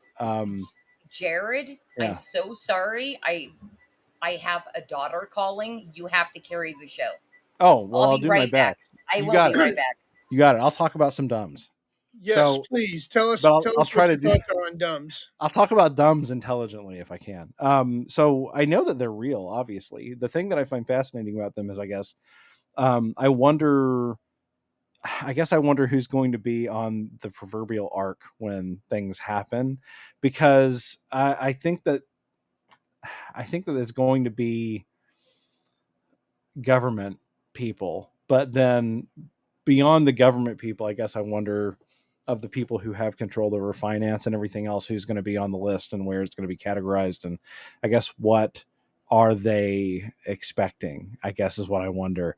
Because it's built for a reason, you know. Yes. So I You guess know who- my Go ahead. I'm sorry. No, you go ahead. You know who digs most of those dumbs, right? No, are they government contracted or no? Yeah.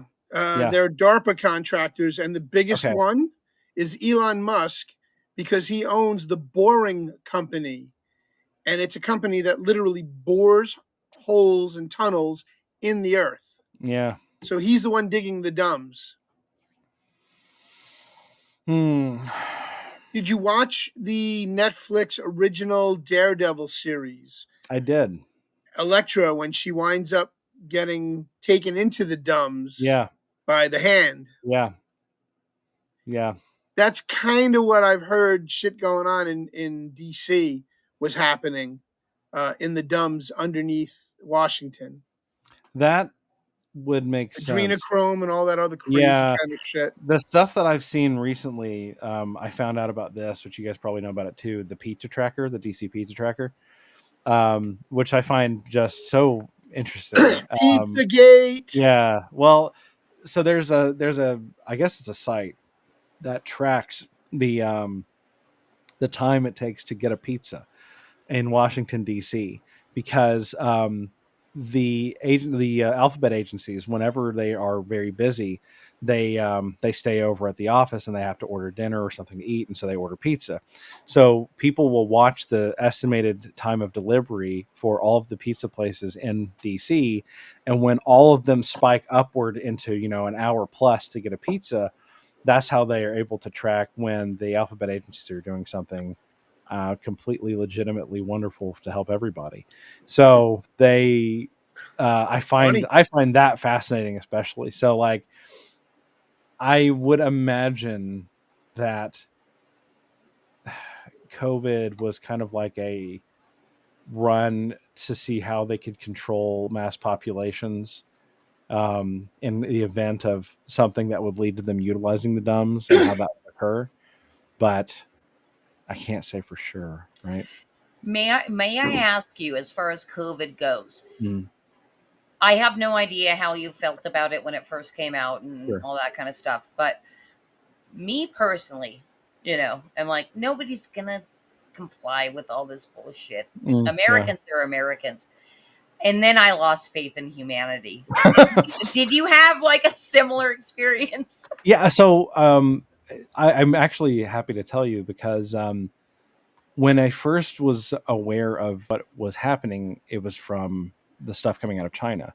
And when I was watching the stuff that was happening in China, I remember that it was horrific, like nightmarish. There were people who were being welded into their apartments so that they couldn't leave. There were thermal imaging scans from satellites that showed enormous heat spikes in certain areas of China that would be consistent with mass body burning to get rid of contaminations, things like that were just genuinely horrifying. And I remember like our government reaction to that was everything is completely fine. There is nothing to worry about. And I said, we're going to all die because if the government is saying that we're all going to be okay, we are screwed because I think that they are absolutely dishonest at all times about everything. So as soon as they started acting like I immediately flipped. As soon as it came over here and they started acting like it was the end of the world, I was like, oh, it's not a big deal. Got it. And sure enough, that's kind of exactly what happened. I don't actually know what, if anything, actually happened in China. I don't know if China was a psyop. I don't know if that was something that they did. I really don't know. But Yep. but I know that over here, the reactions that I saw from people, I really I really do have to say I kind of expected it because like I have family that are very very left wing and that's very consistent with their behavior where I don't know, it's very strange. They have this and I mean they say they believe this way because they've been told you should believe this way. And they say, yes, we should believe this way. But it surprises me to the sum of zero that the people who believe that corporations are evil and can't be trusted at all will say, but the government has our back because they're in bed with corporations. Like none of it makes any damn sense. No, And it like doesn't. their worldview is very inconsistent, but they don't think about worldview. That's like something that's literally never enters their consciousness. They don't think about. My brother still thinks Bill Gates is a benevolent philanthropist dude. Yeah, what a great Scum guy. of the earth. Oh, he's a piece of shit. Yes, he's horrible. Scum of the earth. I regret buying an Xbox in 2001.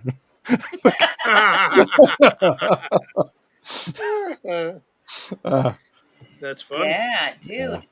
Conspiracy Corner, how often is it light? I think the last time it was light was when I had Frederick on Yeah. and we landed on Tartaria, which is he made me finally think of it correctly. The most positive conspiracy theory out there. If you don't know anything about Old World or Tartaria, do you, Jared? I don't know the name, but depending upon what it is, I may be familiar with the concept. I tell people that I'm going to send them stuff and I never do, but all right. We're going to leave Conspiracy Corner because it got very dark, and I do like to lighten things up here at the very end with a little bit of Flip City branding. So we're going to brand you. Oh, I got to take off my tinfoil hat.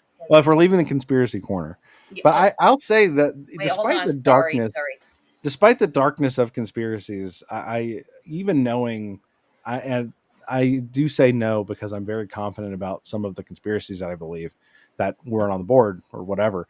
Despite the dark nature of a lot of them, I ultimately still have hope because of the things that I see in my life, like my family, the beauty of nature that's around me, things like that. So there are a lot of things that they, whoever they are, they cannot take away from us, and so that still gives me hope.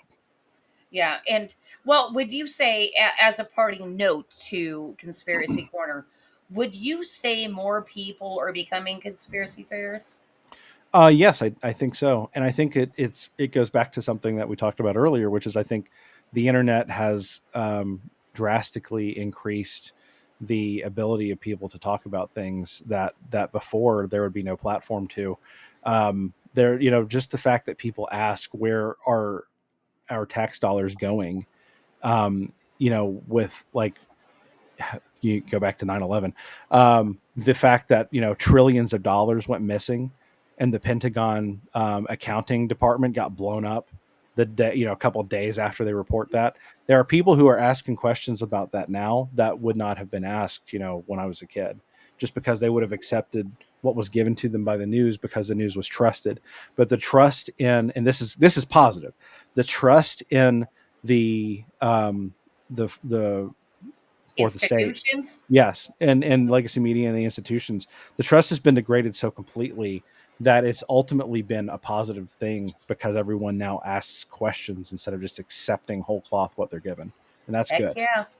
All right. Well, we are leaving then on a positive note, but I will take off my hat because I do still need to brand you, and Vulcan does say, brand that man. I'm going to brand you. It's not in any kind of weird sexual way. It's just a Flip City brand. And Okay. what a Flip City brand comes with is an invitation back to any of our other shows besides Creative Chaos. And we do like to try to show our guests and the audience a good time. I hope you've had a good time here tonight, Jared. Oh, I've had a great time. It's been wonderful. Good. I'm glad. All right. And I decided to put you through one final ringer. Okay. Because you're gonna read a bunch of parts and I'm gonna read a bunch of parts. All right. And Batman, I know, and Yes. I don't want to put you too much on the spot, but because I know you're dyslexic, but you can grab a couple of parts as well because we're doing Star Trad tonight. Yes. Okay. All right, so we're gonna bring up the That's great. slideshow, and we have a full cast of characters. Basically, I'm gonna take all the woman characters. You're gonna take all the man characters, except for the one or two Bruce wants to take. Okay. So, Bruce, is there any? We're gonna let you choose first. Is there anything here you want to take? Damn it, Jim. I'm Brones. You're gonna take Brones? I'm going to take Brones. All right. All right. So we've got the narrator, Captain Keck, Spock's Lahura, Brones, played by our wonderful Batman, Kekov, Scotchy, Nurse Crapple, the gay Romulan, that's you too, Jared. Right. The ensign Had to dig deep. and the engineer. So you're basically all the dudes. Right. Except for Brones. I will take the narrator as well. Okay. I guess. Okay. All right, you ready to Let's do it. do this? All right, let's do it.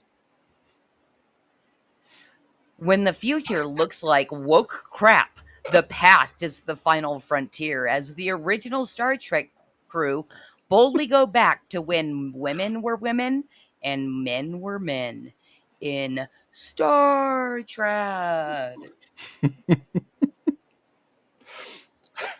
Okay. Stardate 1482.5. A major crisis struck the Enterprise as our hot water heater broke and flooded the officers' quarters. We have replaced the unit and installed new copper piping. And now it's 5 o'clock. Time to chow down, guys. Captain Keck, I brought you a sandwich with extra mayo, just the way you like it.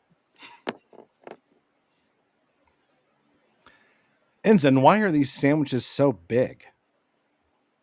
There must be a problem with the replicator.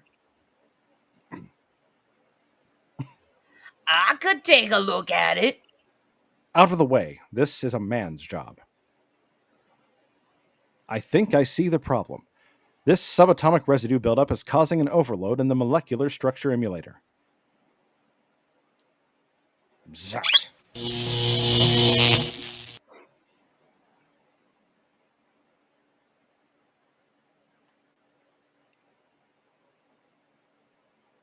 That's you, Bruce. Oh, damn it, Spox. You broke it. What are we going to do now?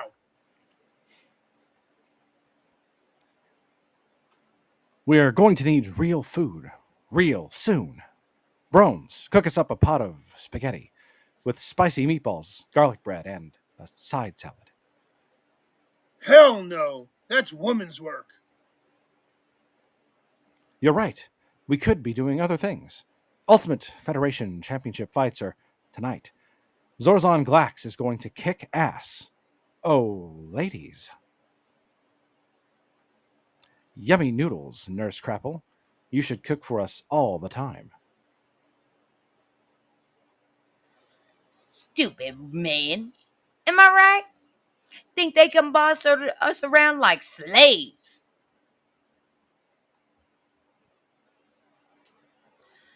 Oh, I don't know.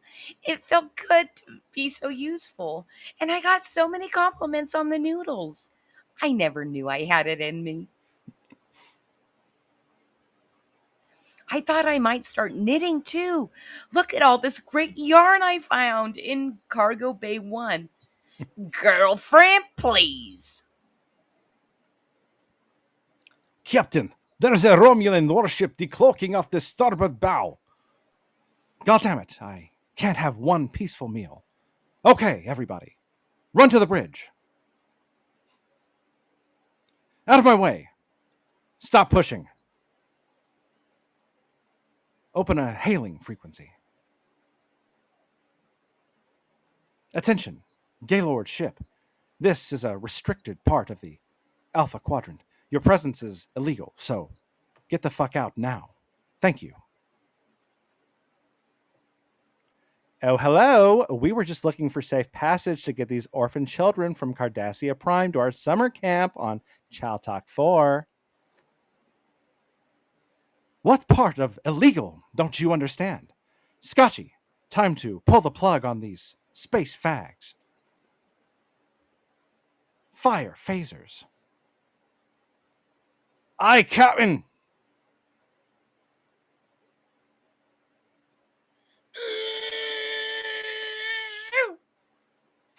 There is a sound effect. I don't know where it is. There we go.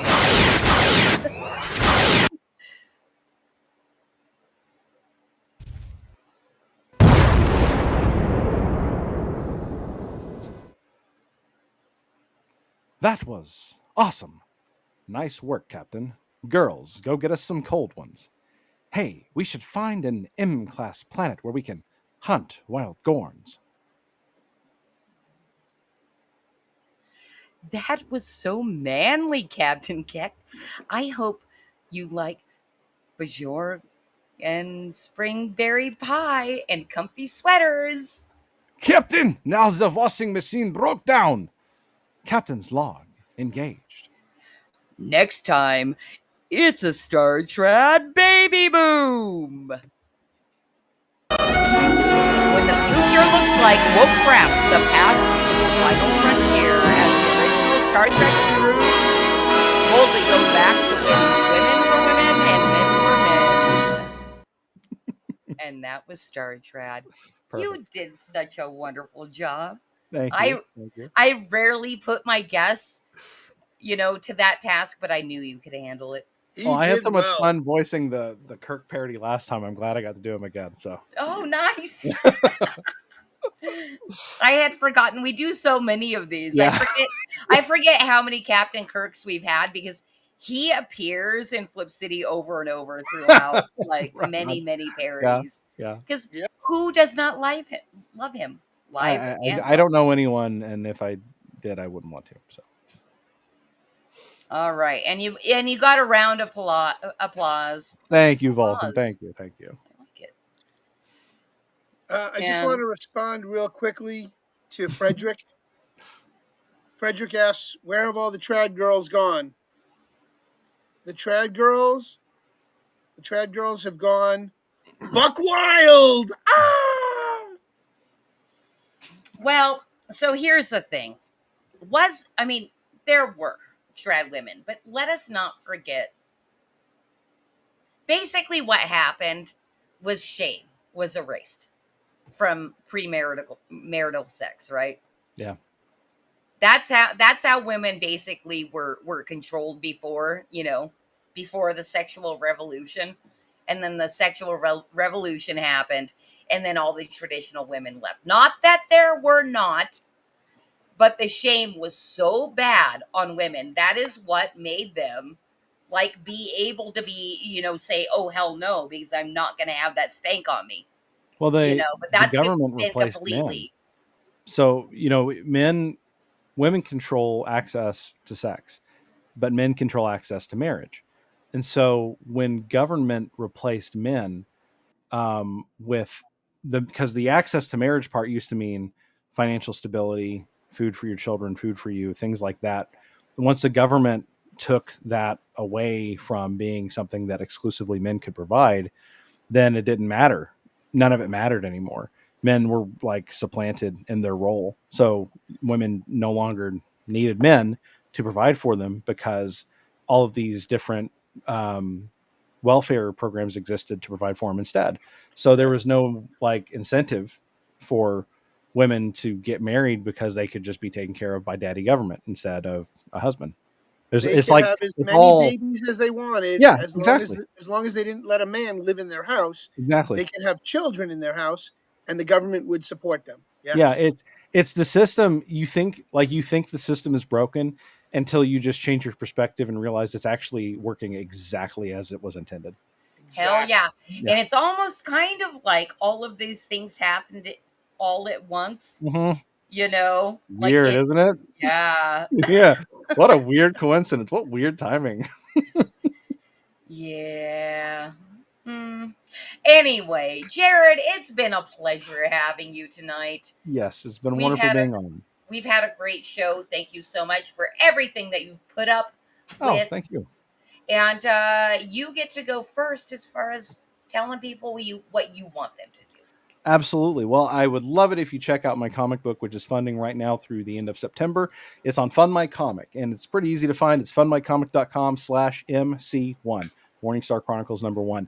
You can check out some sample art. There's 4 pages that you can check out in full, and you get a free bookmark if you decide to order a physical copy. You can still get a digital copy for just $5, but you can get the physical with the bookmark mailed to you for $10 plus shipping. And that's going through the end of the month. So far, we'd had 22 people pre-order it, which is great. I didn't really even plan to do a physical campaign, but I had enough people that were really excited about getting a physical copy. That's why we did it. So I'm just a huge thank you to all of my backers. Thank you so much. And if you want to become one of them, everyone listening, I would really appreciate it too. Thank you for checking out my work, and thank you for watching the show tonight. Thank you. Thank you. Where's the best place they can find and respond or correspond with you? I am very available on X. I'm on YouTube. Both cases are at Frost_comics, just like there in the name Yes, tag there. right there. You But got yeah, it. X.com Right at there. Frost_comic. And that's my YouTube channel as well. YouTube channel is a little inactive right now while I work through some campaign / day job / dad stuff. So I haven't had an upload in a little while. I'm working on some videos, but I'm always on X. And that's very easy to reach me there. My DMs are open. You can ask me anything about anything, and I'll probably give you an answer. Very good. Hey, Jared, I think my notes here might be a little bit messed up. Was that fundmycomic.com/MC1? Yes. That's yes. it? Okay. Yeah, that's it. Yeah, so Vulcan, thank you so much for double checking on that link. It is MC1. I just dropped that in the chat across platforms except for Pilled, and that's coming right this moment. So you guys go check out Jared's campaign on Fund My Comic. Jared, real quick, how much do you love Fund My Comic? I think it's great, especially because you can rely on not knowing you're going to be censored. I don't really mind Kickstarter, and I don't really mind Indiegogo's platforms, especially Kickstarter, because it's got a lot of eyes on it. But the problem is I've seen people like with good products, good people who have had their projects pulled at different stages, either that weren't allowed to launch, or they've had it canceled when they were about to wrap up because somebody reported them for something stupid. or someone reporting them for some politically incorrect reason, and the project got put down. Fund My Comic has never pulled anybody for external pressure. They have never pulled anybody for censorship. So if you have a project, you can put it on Fund My Comic, and as long as it's, I mean, even if it's more mature, the only thing they won't let you do is show something explicit on the campaign page. So even if you have something that's a little edgier, you can still use Fund My Comic. It's a fantastic platform. It's got low fees. It's very easy to use.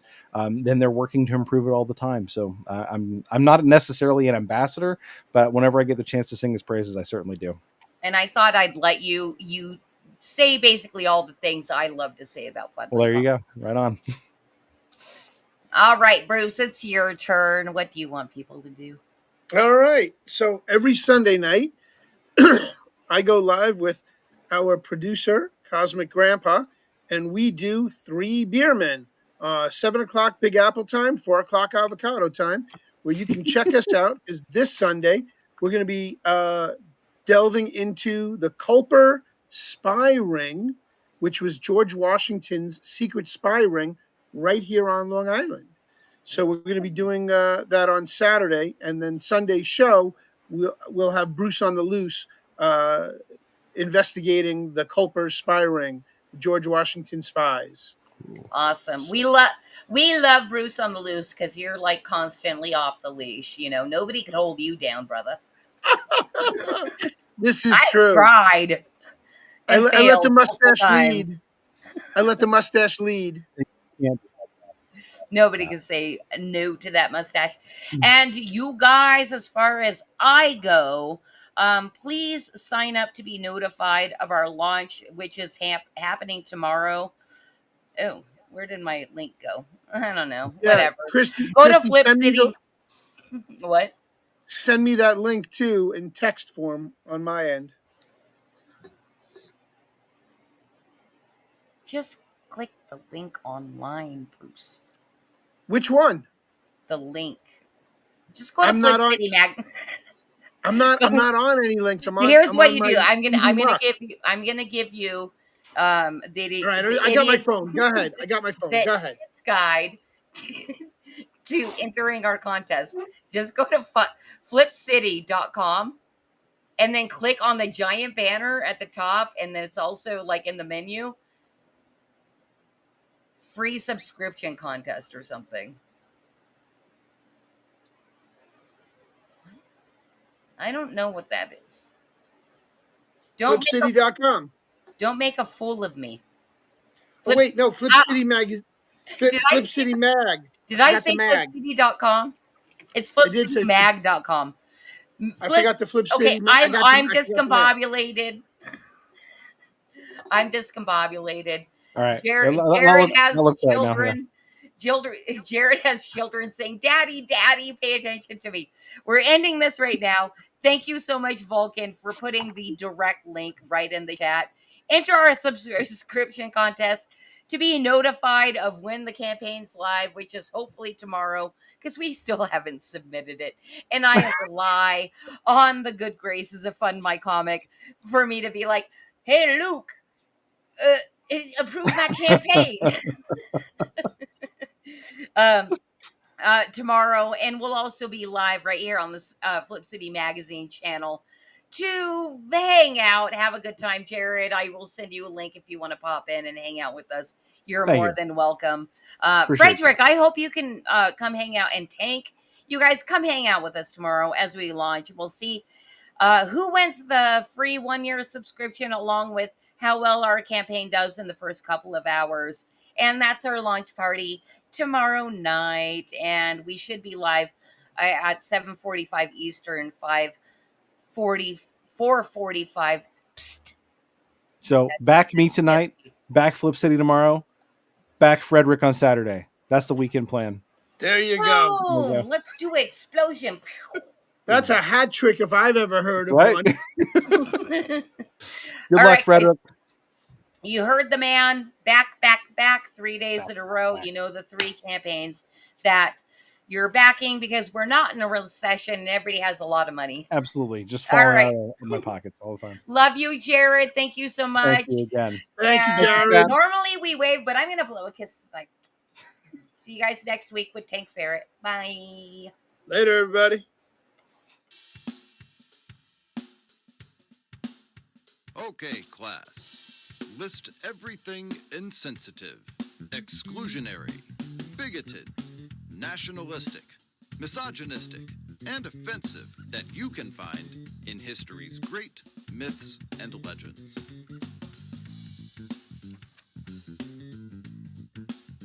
Extra points for suffering panic attacks or emotional outbursts. Fact check every opinion against the lived experience of your comrades and allies so you can avoid forming a criminal opinion. Scrutinize it cover to cover. Wrongthink, misgendering, dead naming, misinformation, microaggressions.